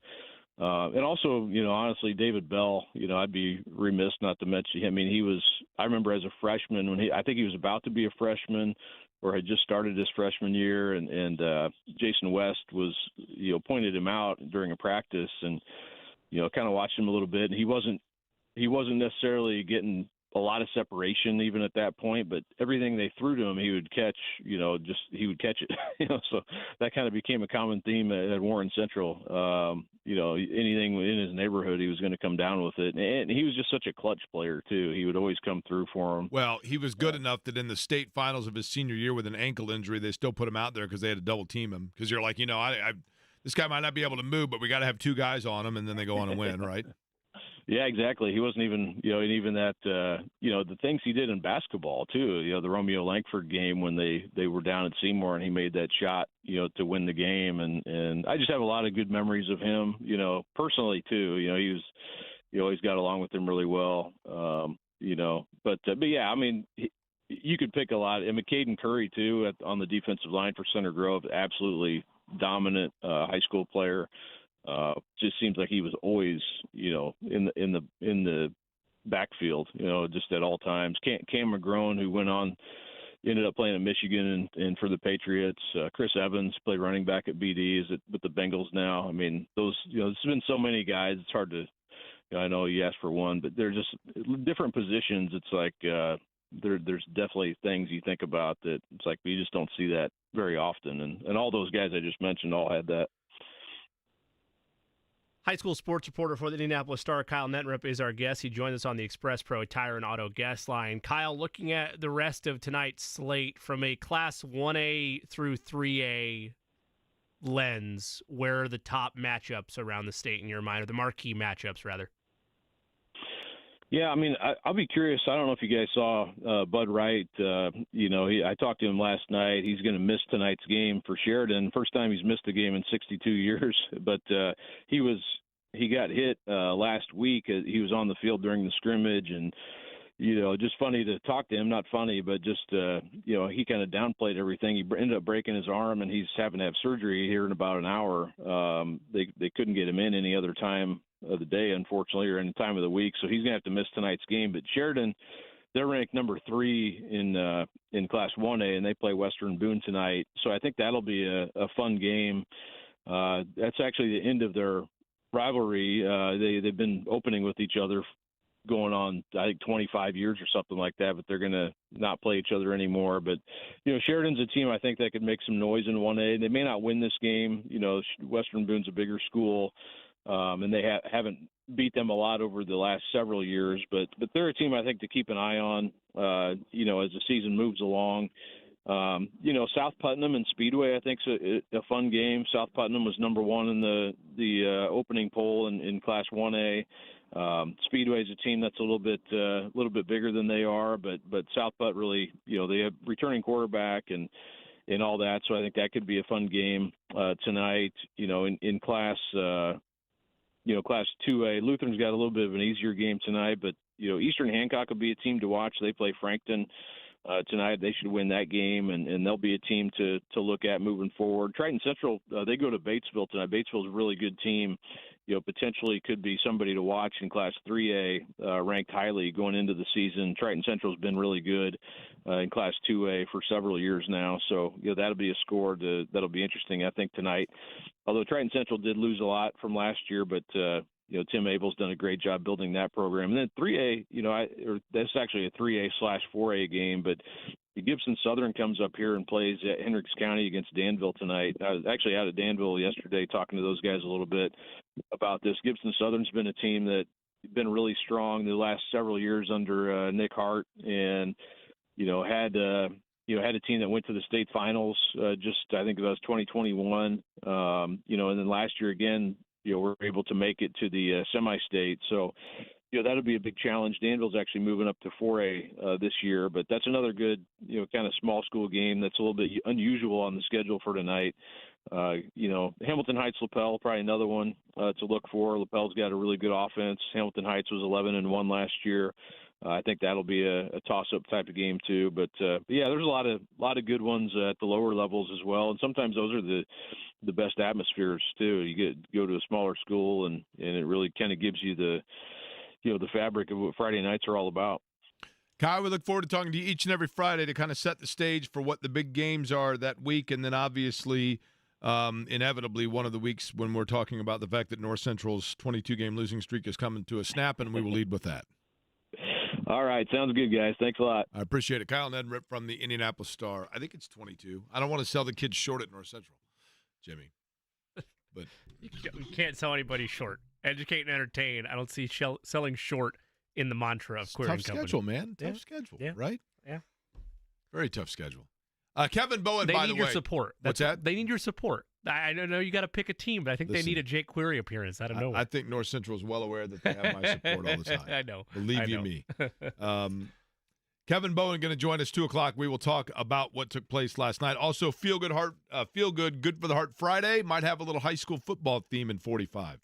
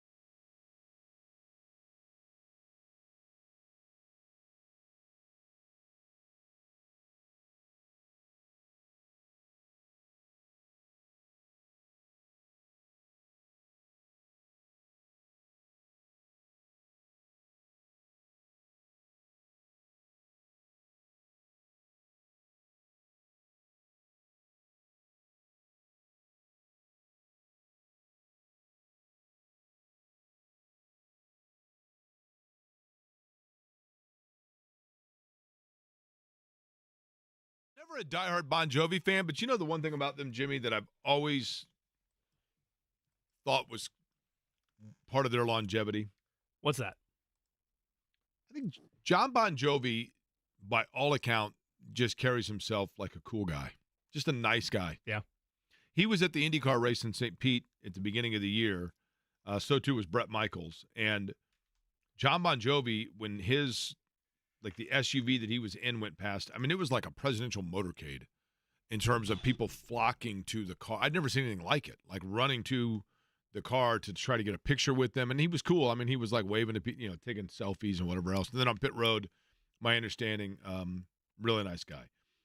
This just in, by the way, from, I shouldn't say just, this is from a couple hours ago. Do you remember when Scotty Scheffler had the whole incident in Louisville? Yeah. For those that don't remember, It was just earlier this year, right? Yeah, I can't remember which outing it was, which golf tournament it was in Louisville, when Scotty Scheffler was Valhalla, going in. right? What's that? They're playing at Valhalla. Is that right? Yeah, but I don't remember which. Yeah, what event? Yeah, I don't either. Yeah, but at any rate, golf tournament in Louisville. I would imagine most of you remember this.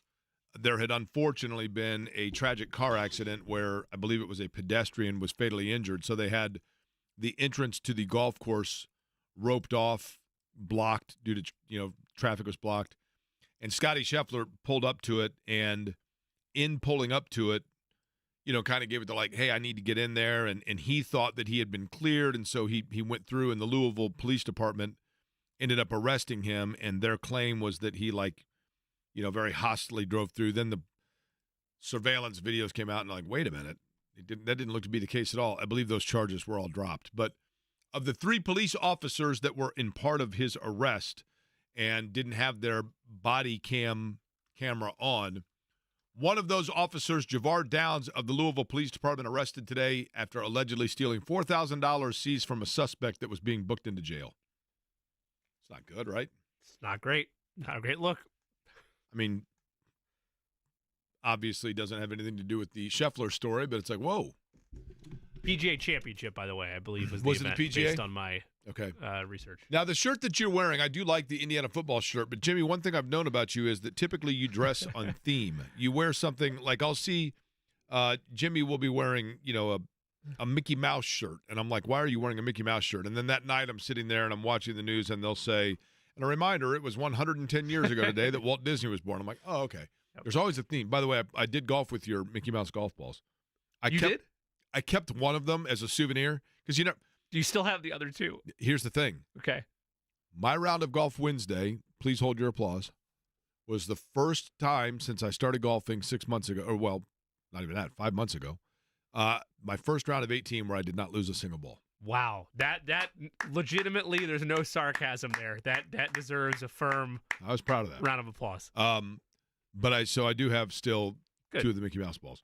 But anyway, so you're wearing the Indiana shirt, and then it got. And who is Leo? I noticed they've got Leo on the side of the shirt, right? It's the LEO mantra of. But Tom that's Allen. just Leo now, right? Is yeah, that for right? It doesn't mean anything anymore. my friends Gabe and Michelle Connell, their son Leo goes to all the IU games, right? So it's for Leo, a right? lot of people Leo don't Connell. know this. Leonardo DiCaprio, big IU football fan. That's right. So he's actually embraced this whole mantra. No, the main reason for it was I said I was going to wear this at some point. I didn't want to wear it once Indiana's football season kicks off because again, it's the Kurt Cignetti experience and. To be honest with you, I'll probably be repping at some point next week a Notre Dame shirt. It's when am I going to wear this again? Well, it's week 0. It's a throwaway college football shirt. Figured I'd just rep it today. It's a good-looking shirt, though. And it looks really cool. I like the old school helmet, the Indiana football. It just has the LEO in the middle. We all have our nostalgic nature when it comes to sports. Sure. And I loved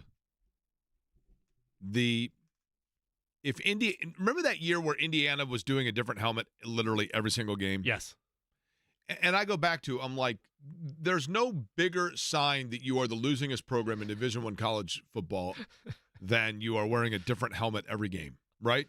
It's kind of embarrassing when you're like, we're going to go out and wear our special torch, cherry red, gloss, high beam helmets, and then you go out and you're down 17-0 to Western Illinois. You know good. what I mean? You look good when Right. you're doing it, though. But, and I'm all in on Cignetti. I do think that Indiana this year is going to have some exciting times in football We're this year. both on that train. I'm looking forward to it. You know my favorite helmet that they do, though? No, I do not. I like the one that looked like the 49ers logo, kind of like the backdrop, the little the circle. The oval. That was the Cam Cameron. I like That's the oval. the Antoine Randall L. era. Yeah.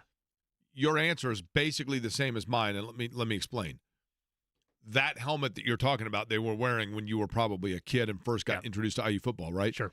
For me, the helmet that I love the most for IU football is the Corso into Bill Mallory era, true crimson, almost maroon with just the block eye.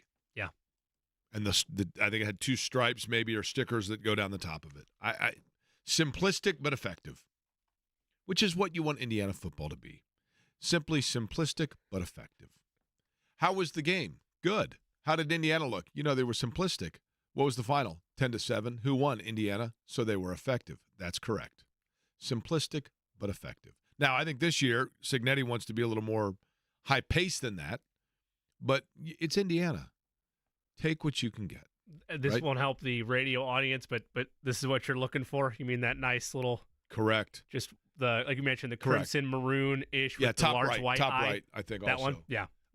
Now, Sam Weich came up with the true cream and crimson with the IU slanted and the U sliding all the way down of it. Okay. And everybody got excited when Sam Weich got there, and he was there for a year and was like, the Bengals called. I've got a call on the other line. I'm sorry. What's that? And then that was the end of that, right? Kevin Bowen is on the morning show with Andy Sweeney. You hear him each and every morning. He, of course, is kind of the lead writer for the Colts when it comes to this radio station. He does his podcast. He also, of course, writes at 1075thefan.com. And in addition to all of those responsibilities, in particular after Colts games, he joins us, which he does next.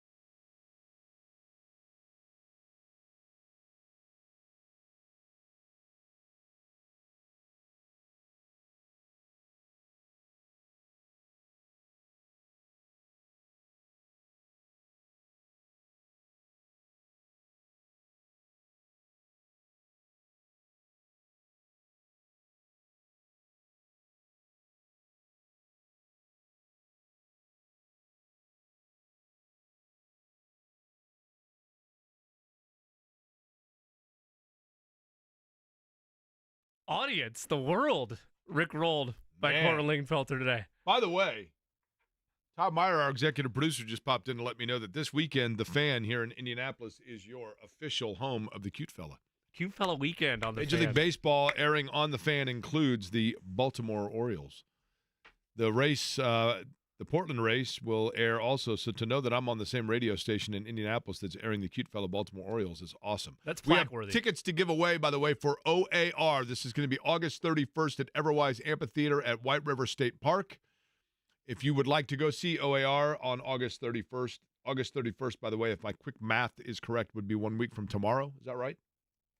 Believe so. Don't all jump at once. Yes, that is correct. Out at White River State Park. So we are going to take Corbin. What number caller would you like to take? Number 3 for Spencer Schrader. Number 3 for Spencer Schrader for OAR, and we have 2 tickets to give away. But right now, not on line number 3, but rather on the guest line. You hear him each and every morning on the wake-up call with Andy Sweeney from 7 until 10 o'clock in the morning. He now joins us on the Express Pro Tire and Auto guest line, Kevin Bowen, to talk about last night's Colts game. So, Kevin, we have talked a lot over the couple of hours here about Anthony Richardson. That will be the storyline. Let's remove that one from now, take it off the table, and say, what jumped out at you not involving Anthony Richardson last night? Well, I guess we're going to table the whole offense. I would think a Latu to Forrest Buckner pass rush, those two on the same side of the line of scrimmage, we'll be seeing a lot this year. And if you want to start to look ahead to week 1, Houston's biggest question mark is their offensive line. So the fact that the Colts seemingly have a strong defensive line, that's got to be a must. Frankly, probably week in and week out, considering the lack of whatever you have in the secondary. It's paramount that your D-line is the superior unit, in whatever weekly matchup they have. So I think just seeing Latu and Buckner next to each other and seeing them do what they did, albeit against, JV freshman team guys, certainly stands out. Very head-scratching why Matt Gay was not kicking there when you got golden opportunities in the second half for long field goal attempts. Makes little to no sense to me. I guess offensively, if non-Richardson division, I thought the others could have done a much better job at helping him out. Yes, it's a roller coaster with him, but didn't think your offensive line was as superior as you would like them to be considering the competition, and your $70 million wideout has a drop, and your number 1 tight end has miscommunication. I'm not going to rip A.D. Mitchell too much for the miscommunication on one of the plays, but still, I just thought in general, when you're going to go run it back, you preach continuity. That's got to be there. That means guys on the same page, et cetera, et cetera. Didn't think that was there at all, really, offensively. Do we, Kevin, speculate? I mean, I guess I'm about to, but you tell me the validity of this speculation. I got thinking about it as well with Matt Gay. I found it curious, especially if a guy's struggling, you want to get him kind of on track here going, right? So do we then say, is there a potential injury there? Is that why they would have allowed him the extra time to just rest and not go out there? That's the only reason I could think. Well, he kicked the first extra point of the game, so I don't, I didn't look like anything happened on said play. Injury announcements still happen in the preseason. They didn't say anything on that end. So, yeah, I would say no, I guess, to answer the question. I mean, why would you kick a 33-yard extra point but not, kick at other points in the game? So, I don't know. I don't get it. Some people have, brought up, hey, maybe they're worried about his confidence. I mean, if you're worried about his confidence, then you probably got bigger issues. To be clear, there is no kicking battle, correct? No, I mean, I'd be stunned. I mean, cutting Matt Gay, if I'm not mistaken, would be a $10 million cap hit, which probably goes to show you more of the contractual issues with him than anything. But no, Spencer Schrader had a nice night last night. I've watched Spencer Schrader miss enough kicks in camp and watched him miss enough kicks in Notre Dame last year that I don't believe he should be winning any Colts job. Kevin Bowen is our guest. He joins us on the Express Pro Tire and Auto guest line. You can follow him on Twitter at KBowen1070. A must follow throughout the entirety of the Colts season and year-round. After all, the NFL is a 24/7 monster. Kevin, I'm with you. The thought that there's a quarterback controversy, I think, is non-existent. The cap penalty itself alone that you highlighted there is enough to say, well, we'll just, I guess, take our lumps where we can. But, I mean, doesn't exactly inspire confidence for me, and I'm not the kicker of, no, we'll save you for week 1 because, maybe your confidence isn't high right now. But don't worry, get out there when it really counts, and then it'll all work perfectly. He doesn't have the grace period that Vinatieri had. Like, this isn't like if he struggles out of the gate where you can just tell yourself, and it's costing you games, mind you, well, but, I mean, this guy's a Super Bowl winning kicker, and, you know, he deserves the grace to be able to miss a couple here and there. What happens if the mental becomes detrimental and he's costing games? What is the exit path there if it comes to it? Yeah, and again, that's totally fair. I would put a kicker on the practice squad. That would be my first step come Tuesday or whenever practice squads officially get assembled, probably more like Wednesday or Thursday. 16-person practice squad, I see no reason why you wouldn't throw one on there. You know, I do think it's a position that, you know, frankly, having insurance there is not the end of the world.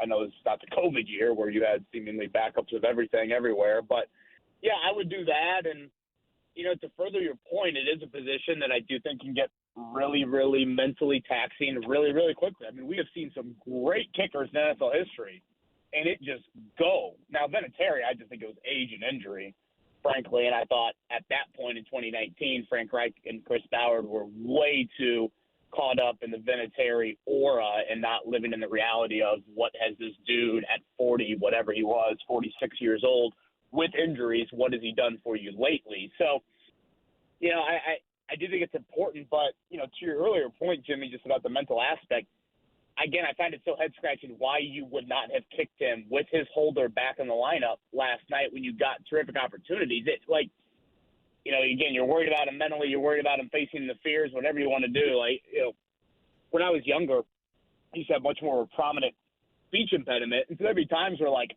I knew I couldn't say the word, and I would do everything I could to avoid that word. Like, I'd go in a roundabout way to try and say that word.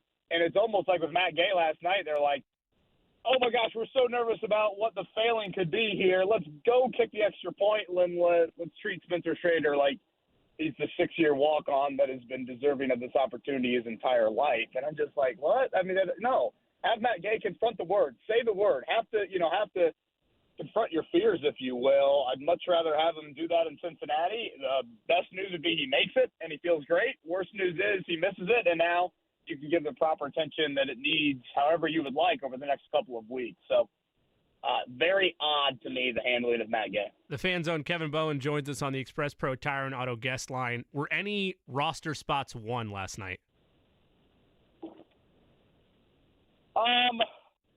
Or lost, I guess. Either way. Yeah, I don't know if outright won or lost. I mean, maybe some of them secured. I guess I really felt like you'd keep 4 running backs no matter what. I thought Tyler Goodson and Evan Hall both had nice nights. With Trey Sermon's injury, I think you keep 4. You know, maybe Ashton Doolin did a nice job to kind of secure that. Maybe Laquan Treadwell had another nice night to where he pushes for that 6 wideout job. You know, O-line, if we really want to nerd out over it, I think the final spot is probably either Danny Pinter, the Ball State product, with some center flexibility, or Dalton Tucker, an undrafted guard out of Marshall. I would go with Pinter if Tanner Bortolini, the rookie out of Wisconsin, he's dealing with a toe injury if he's going to miss any time. I'd rather have some center insurance. D-line-wise, I don't know. I think that's pretty status quo. Linebacker. I'd say corner is the most confusing one for me. They played a lot of veteran guys last night on special teams. And I say veteran, it's probably you would call them veterans compared to the rookies they have at corner. You know, they drafted 2 guys in the final day of the draft at corner, Jalen Simpson out of Auburn and Micah Abraham out of Marshall. The veterans are guys like Chris Lamons, Darrell Baker Jr., Amir Speed. You know, all of them played early in special teams last night. Well, if you go off of that, that's a good indication they're on the team. So I went with the 2 rookies just because I feel like they give you a little bit more, you know, long-term and potentially at corner itself. But I could easily see myself being dead wrong on that, and they end up going with the veteran guys that we saw last night play.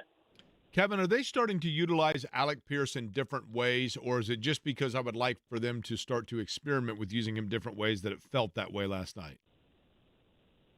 Yeah, I think there's some validity to it. I think they know that he's got to become more of a complete route tree guy.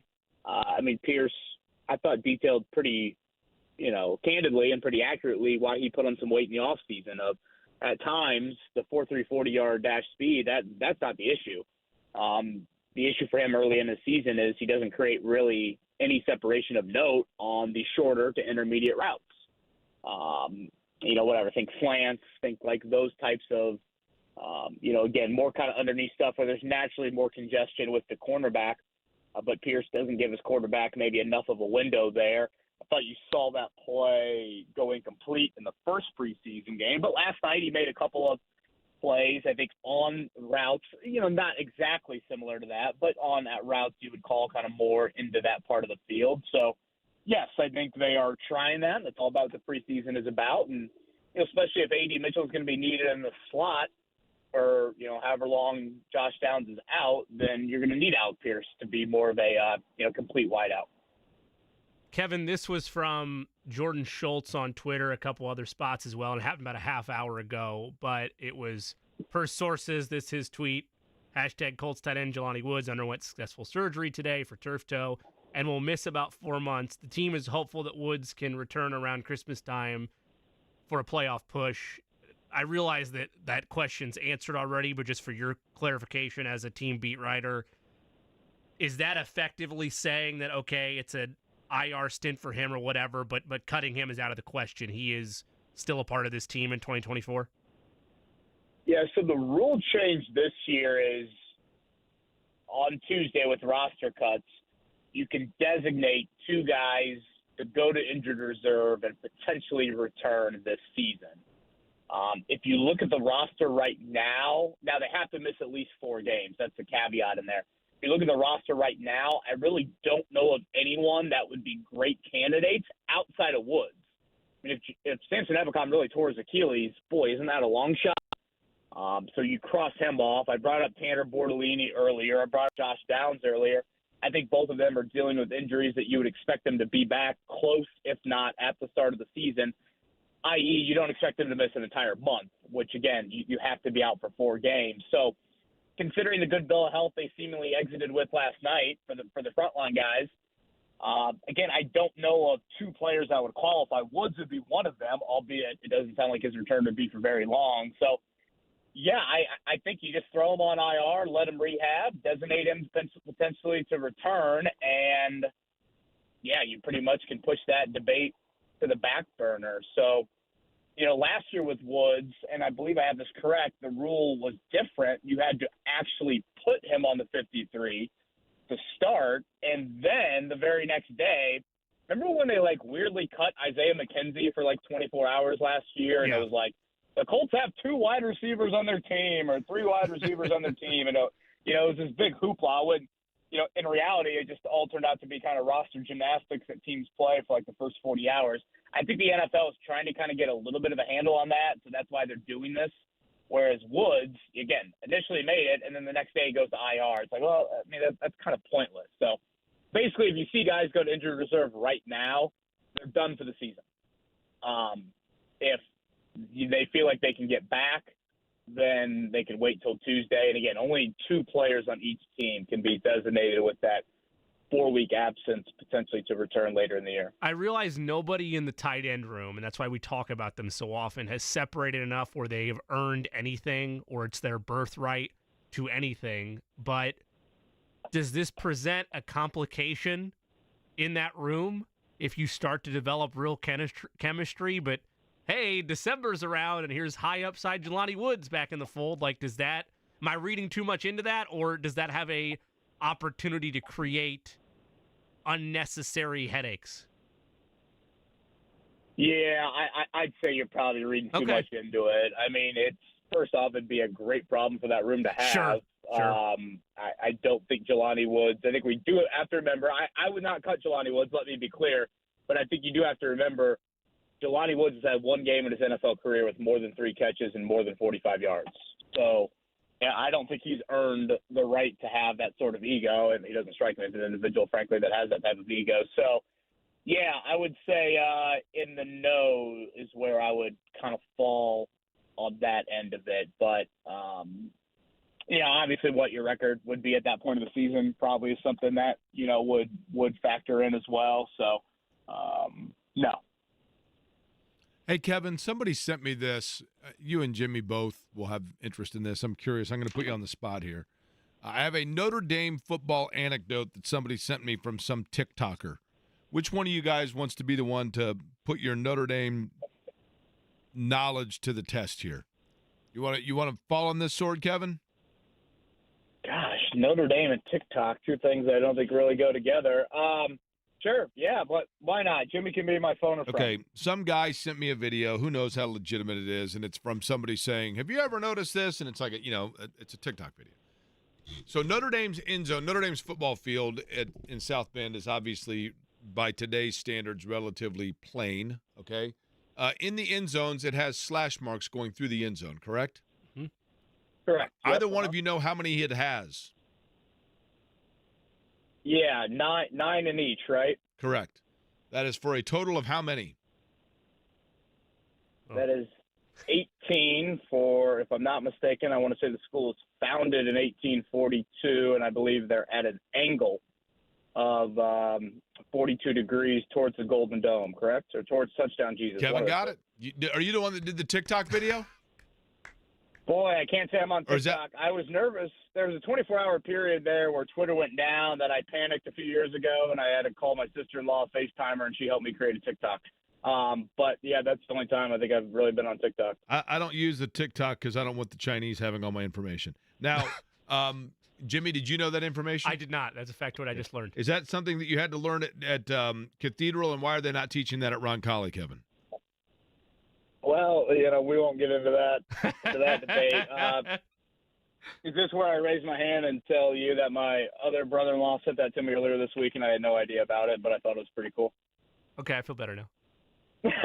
So you were sent the same thing. Honestly, yeah, I had no idea. I said to my brother-in-law, I was like, I thought it had something to do with there was, I don't know. I don't, now that I think about it, I don't think there's 9 Heisman Trophy winners. I thought at some point it was Heisman Trophy winners or national titles. Here's the thing. I have a hard time believing that they're at a 42-degree angle that happens to be going right towards the Golden Dome, because that would have meant that when they very first built the stadium, they would have had to determine that first in order to figure out the 42-degree angle pointing towards the dome. Stadium grounds crews, man, they're locked in. Yeah, but I mean, what year was the stadium built?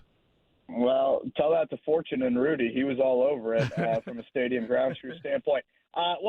Pre-renovations, you could see, Touchdown Jesus pretty easily. I choose to believe in Notre Dame lore, and I know you will not, so we'll go there.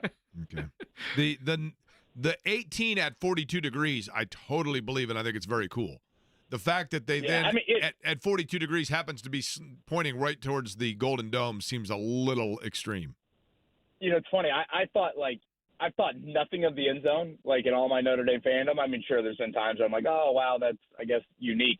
But seeing that the other day, I thought to myself, damn, they do have a very weird end zone. I mean, when you think of college end zones, I mean, nobody's end zone looks like that. Obviously, it's paint schemes and it's, logos and it's whatever, Hoosiers or Boilermakers, et cetera, et cetera. So, yeah, it's weird. And thankfully, largely thanks to Brian Kelly, a little bit of Marcus Freeman, nobody can make end zone jokes about Notre Dame football. I mean, it's one of my, I guess, old man, get off my lawn type of things. I appreciate that it's just a simplistic end zone. Like, I like the slashes. I don't know. There's something old soul-y about it that I've always appreciated. So, I don't know. And anyway, don't have to worry about seeing that in Week 1, Jake's official real start to college football, because they're at College Station against Texas A&M. So, any plans for the weekend, Kev?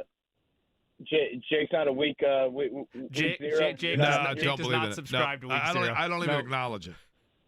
It's been around since 2002. I didn't know it had been around for 22 years, but week 0 game's been played for quite some time now. So. It was a couple of years ago. We had Nebraska Northwestern. I forget who won in Dublin. Whoever won then lost the rest of the games, and then you could do the joke all year they haven't won the United States. I'm just telling you, man. The week 0 thing makes no sense. I'm not here for it. That's all I'm saying. Not here for it. Yeah, I don't know. I don't know the Dublin thing. I'm looking forward to College game day being back. I just thought they were close. Great night for high school football weather-wise. Listening to Kyle Neddenriep with the guys earlier. Great work. And, I'm just happy that we're close. Fair enough. All right, Kevin. Lastly, I want to get back to this one other thing, and that is the conversation last night from Kirk Herbstreit, I thought it was interesting. It gives us a talking point about Anthony Richardson. We're going back to last night's game. I'm under the school of thought that the only way that they make a change, if Richardson is to struggle this year, and I don't know that he will, but if he is to struggle, the only way that they make a change is if they feel that it has gone beyond the mental health of Richardson in terms of he's getting too much PTSD from struggling this year, so we've got to let him sit and learn a little bit from Flacco. Otherwise, I think they are all in on this year is a learning year for Richardson, and any positive that comes from it is a fun byproduct of it, but they're not going to accelerate the timeline. What say you? Yeah, I mean, you did not draft him 4th overall to bail on him at any point during his first year. He's one of the most inexperienced quarterbacks in the history of the draft ever taken in round 1. You've stuck with Peyton Manning through the most interceptions ever as a rookie. And Peyton Manning's college resume quite more decorated than Anthony Richardson. So no, I didn't really understand. I mean, they're acting like Flacco was, whatever, Brady or Manning there with some of the comments last night. So yeah, the leash is as long as just about any quarterback in the league for different reasons, of course. But yeah, you have to commit to them. You have to commit to the roller coaster. You commit to the growing pains, and I guess the mental aspect that you mentioned, Jake, would probably be the only reason that you would go there, and then you probably have a bigger question about that player being able to handle the most important position in sports. So, yep, no way, shape, or form. If Flacco's taking meaningful snaps this season, it is not good. Did you think that Anthony Richardson being his comments after the game, being able to identify a large part of what went wrong for him, not holding two hands onto the football when he got strip sacked, the interception itself and the miscommunication, the overthrows, like him acknowledging that post-game, since you're always in those scrums, did it seem like growth to you, again, or is that grasping at straws? Like from a mental, I mean, I felt like he's always been knowledgeable about the game, but did that feel like ownership of it and the kind of attitude you have to have going into this year? Yeah, I know some people were a little put off by him laughing, making the 2-touchdown joke and everything. I guess to answer the question, but I would point to, again, Richardson's night was certainly shakier than not. I mean, if you want to evaluate all 5 drives, and again, I didn't think the offense as a whole helped him out. But I will just point out 2 plays on that first drive that you want to talk about a guy taking a 180 from week 1 of the preseason. You look at a touchdown to A.D. Mitchell. A very similar route that he threw to Kylan Granson in week 1 of the preseason. He doesn't give Kylan a chance at all after the catch. And boom, you don't convert a third down, you have to punt. Last night, he hits A.D. Mitchell in stride. Boom, that becomes a touchdown. Now look at another play earlier in that drive. 3rd and 10. Cincinnati's bringing the house. He identifies it. I think he kept Kylan Granson in the block. Boom, hot read to Alec Pierce. Pierce is able to get the first down under pressure. And again, week 1 against Denver, they brought the house.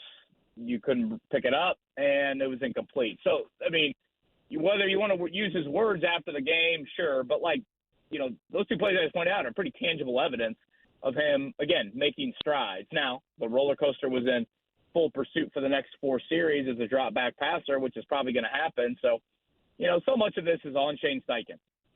He has got to make sure you want to be, if you're afraid of being on the roller coaster, you want to be on the back, right? Not the front. Do I have that correct? That's correct. Although, if you're in the front, by the time you're at the true inertia at the bottom of the hill, you're already down towards the bottom. Yeah, I guess you could. Yeah, that's a little devil's advocate. Too much flat road last night, Kevin. Too much flat road. Shane Steichen needs to make sure Anthony Richardson's in the back of the roller coaster. Keep it not as daunting as it is at the front. As long as you can do that, keep him out of the drop back passing that you threw him into last night. Then you will theoretically eliminate some of the valleys and make sure the peaks really stand out. 7 a.m. on Monday, Kevin and Andy are back at it, and of course 17 days until the season gets underway and football is indeed upon us. Kevin, appreciate it. Enjoy the weekend, all right? All right, boys. Have a great weekend. All right, Kevin Bowen joining us on the Express Pro Tire and Auto Guest Line. We'll come back. It is a feel-good, good for the heart Friday, and I got a story that relates to not week 0, but week 1 of high school football. We'll do that next in Jimmy's Plays of the Day in about 20.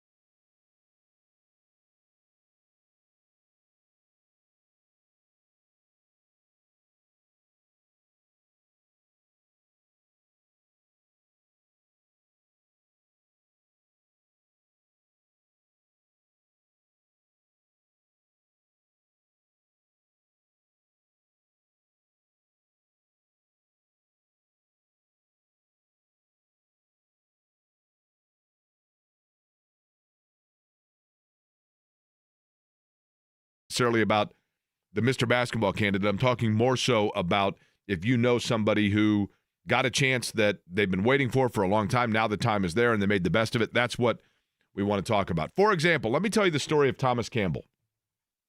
Last week, Kyle Neddenriep was on the show. He covers high school sports for the Indianapolis Star. High school football season is upon us. It's Friday Night Lights. I love high school football on Friday nights. So I asked Kyle Neddenriep, I said, Kyle, I need a team to root for aside from my North Central Panthers where I went to school. And he said, Shortridge actually has really been working hard to put together a program. Shortridge, one of the proudest high schools, a beautiful building on Meridian Street. My mom is a graduate of Shortridge. It closed in 1981, and then it went through a series of, a middle school and different formats before IPS brought it back full-time as a high school. And they've been doing athletics for a number of years now. Last year, they were just 3-6. But I talked to Javon McCray, their head coach, because I said, you know what? I'm all in on the Blue Devils. My mom's an alma mater. My late great friend Dan Wakefield's an alum. I'm all in. So I called Javon McCray, and I said, I do this segment where I talk about kids, and I think that you probably have some at Shortridge. And he said, let me stop you right now. Let me tell you the story of Thomas Campbell. I said, do tell. He said, a couple of years ago, we had football tryouts, and a kid that was a little undersized was there, and he said, as quiet as could be. Quiet kid, had a humble, soft-spoken nature about him, but just the kind of kid that you really like because wasn't necessarily overly outspoken and was a little bit small. So, I asked him, what brings you to play football? And he said, well, the reality is that my mom wanted me to get involved in as many extracurricular activities after school as possible. And comes from a great background, 2 parents in the house that have raised him the right way, and a soft-spoken, humble, nice kid. So Thomas shows up for football practice and says, I kind of would like to be a running back. And Javon McCray says, okay, let's see what you can do. Starts out and first game of the year as a freshman playing in varsity, because keep in mind, at IPS sometimes it's a challenge to put together the rosters. The numbers are down. You don't get as many kids that are involved. There are a lot of challenges that come for kids in the inner city that I think people overlook. We think so much about the fact that in a township school or schools that are close private schools, you've got parents that are driving the kids and dropping them off. You have kids that are driving their own cars to practice. Then you get kids that are coming from far away within Indianapolis public schools that are being perhaps bused from a different area of town. And sometimes it's hard for kids to get to stay after practice and have the buses that are there to be able to take them home in the later hours when there aren't parents to shuttle around. And that dwindles the numbers of the available kids. So roster numbers are down, and oftentimes kids as freshmen, sophomores, they're getting a chance. That was the case with Thomas Campbell. His dream of finding an extracurricular activity where he could be a part of school at Shortridge and maybe come out of his shell a little bit. But in the very first game as a running back, Thomas ends up with a broken leg that sidelines him for the year. Came back as a sophomore, put on weight, 5'11", now up close to 200 pounds, and had really worked hard in the weight room. Really good student, and told Coach McCray that he wanted to be an example for his younger sister. And so they said, okay, then what are you looking forward to doing? And he said, I've worked hard to get my leg healthy and get back on the football field. But unfortunately, the leg injury a year ago limited him in terms of the number of carries that he could have. He had to be restricted a little bit, but still carried for 325 yards a year ago. And Thomas came back this year, and Javon McCray told me, he said, Jake, we were 3-6 a year ago. We open up against Purdue Poly tonight at Shortridge, 7 o'clock. And he said, I don't know what kind of year we're going to have, but I know this. If every kid is like Thomas Campbell, then we're going to be okay. Thomas is expected to be their starting running back. He said the combination of Thomas's maturity, his work ethic, his ability to bounce back from not being able to potentially play football again 2 years ago to now getting onto the field. He's expected to be the leading rusher for the Blue Devils this year. And Javon feels that the combination of all of it, he does have college potential, either as a small school football player or simply to facilitate, because his mom wanted him to get involved in extracurricular activities, the things that have made it possible for him to now have the discipline to move forward and, as a graduate of Shortridge next year, move on and continue his education. A model citizen, his coach tells me, and a great example for not just his younger sister, but for the classmates, the kids of Shortridge, and for all of us. that when adversity comes your way, when you feel like all of a sudden, before a dream even began, it was thrown into different plans with hard work, with dedication, and with simply a humble, soft-spoken nature, which is what Javon McRae said he describes Thomas as, you can get things done. But then he told me, he said, Jake, don't kid yourself, though. He's humble and soft-spoken till all of a sudden the pads pop, and then he turns it on. And we're looking for a great year for him now. At 5'11" and 210 pounds, the running back Thomas Campbell. We wish him the best of luck. We wish the best of luck to the Shortridge Blue Devils as well as they open tonight against Purdue Poly. I look forward now, as the IHSAA has sent this out to 45 different schools throughout central Indiana. Each and every Friday night, we're going to feature with you a different kid that has overcome odds, that has made themselves, male, female, whatever sport it might be, the kind of example that we can all feel good about, to send us into the weekend with a feel-good story, and that's exactly what I'm hoping this segment will do each and every Friday. So, Jimmy will have his plays of the day next. I am on my way to the Portland International Raceway. James Boyd in on Monday and Tuesday, and we will talk to you on Wednesday as well. But stick around, because Jimmy has, from Greenfield Signs, his plays of the day, and I promise you that at least two of them might actually be good picks. We'll see. We'll continue here on Query & Company, 93.5 and 107.5 The Fan.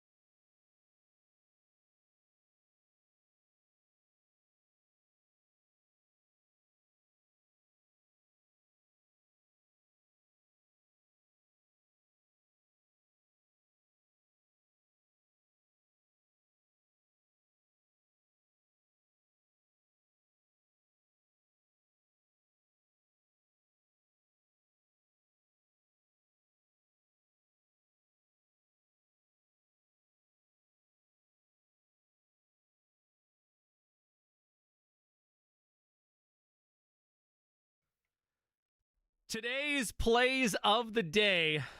Boy, I've been waiting for this. It's the return of college football. That's right.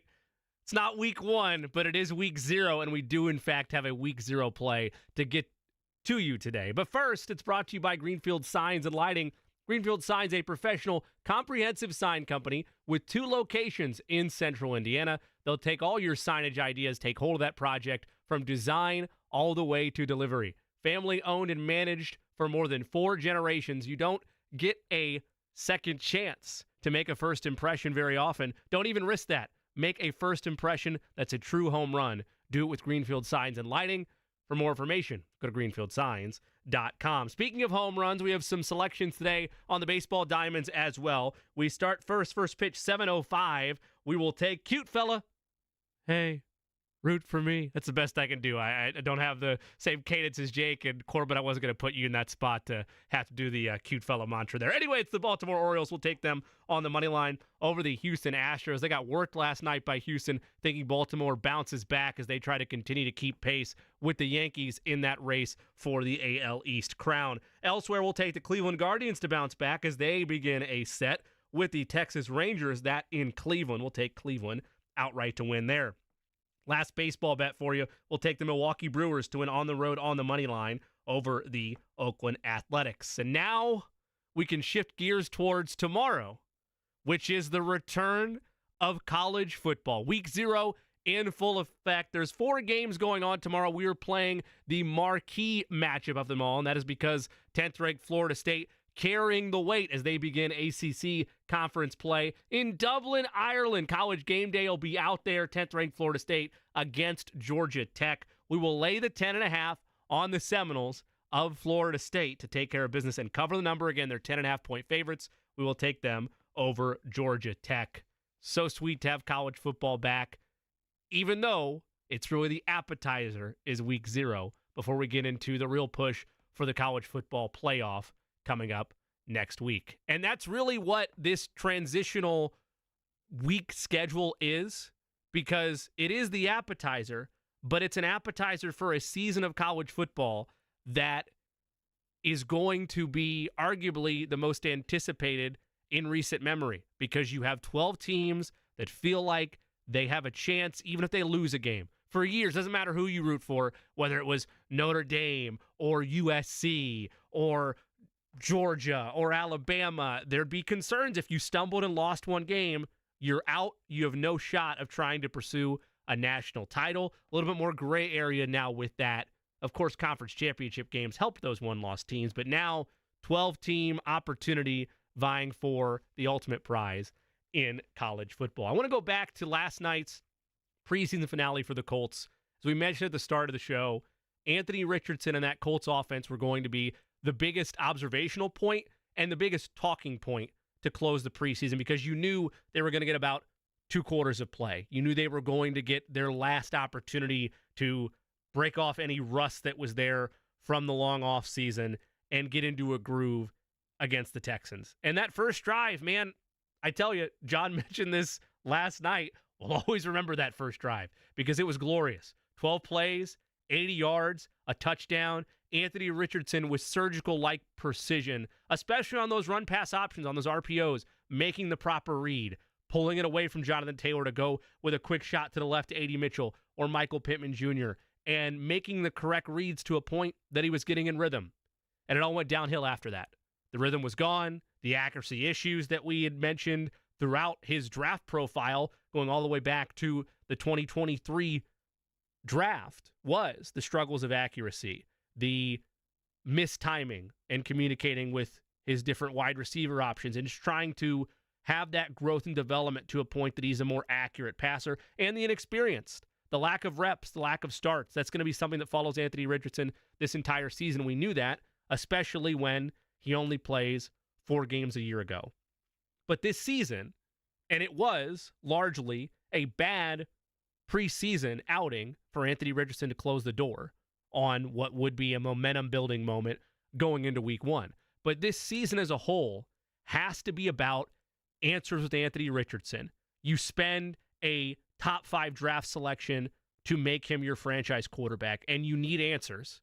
You need a foundational point where you can look at him a year from now and firmly decide, is there enough growth to continue down this path, or does he wind up being a potential draft bust and you're wrong on the pick?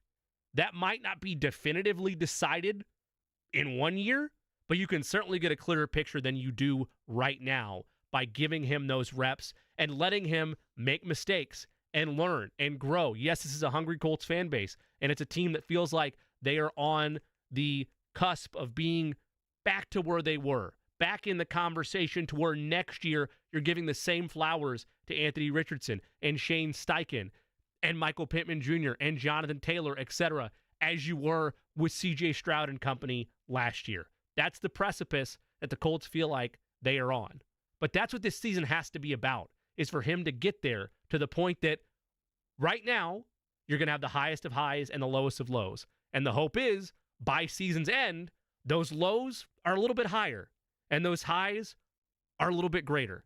For every, right now, 2-interception game or misread to Kylan Granson or overthrown A.D. Mitchell, maybe there are a couple instances of beautiful touchdown drives or 200, 300-yard passing games. And you hope by the end of the season, there's more of those high-level offensive attack, high QBR performances.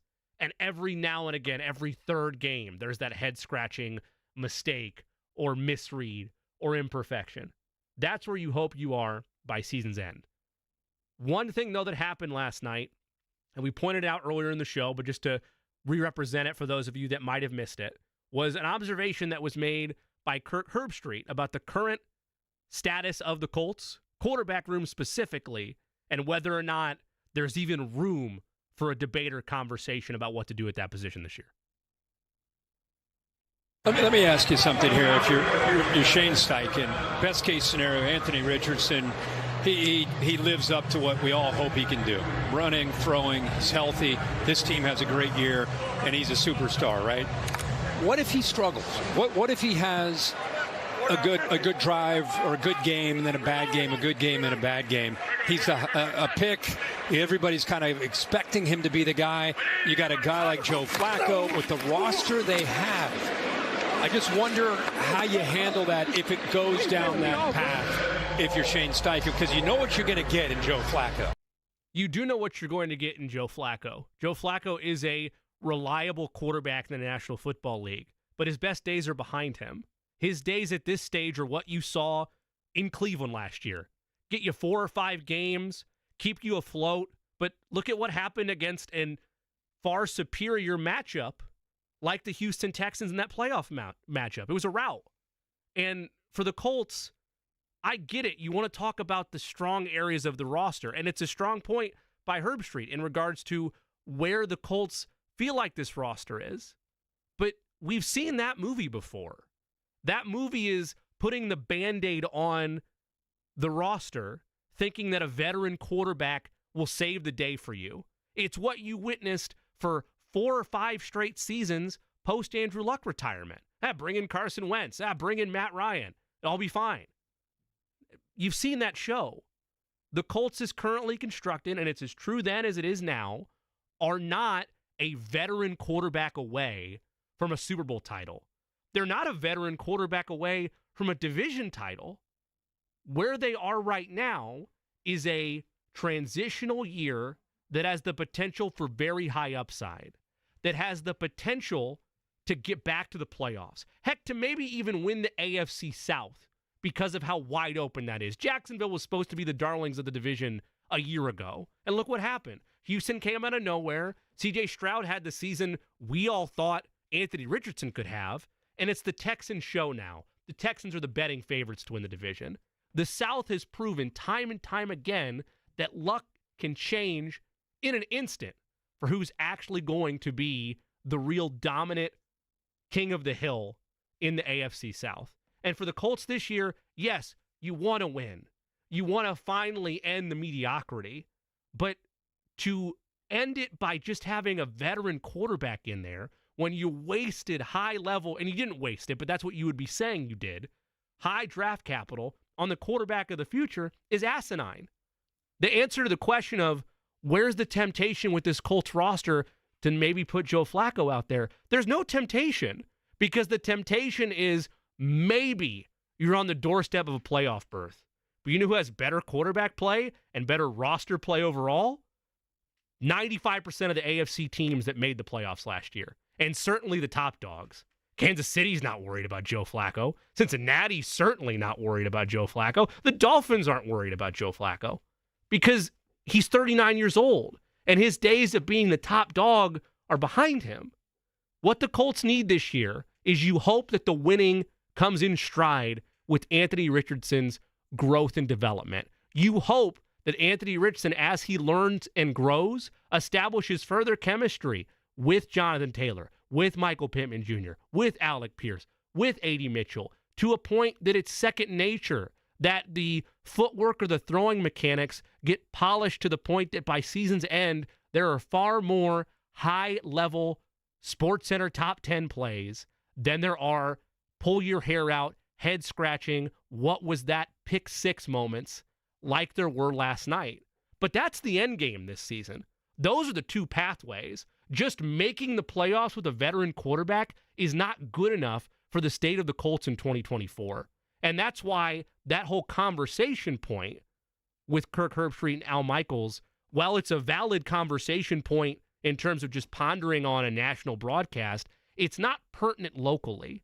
Because locally, you know where the state of the franchise is. And it is, you need to know what you have with your QB1. You need to know if what you're building towards foundationally is an ascension to being in the same conversation as Burrow, Mahomes, Allen, Jackson, or being closer to Sam Darnold.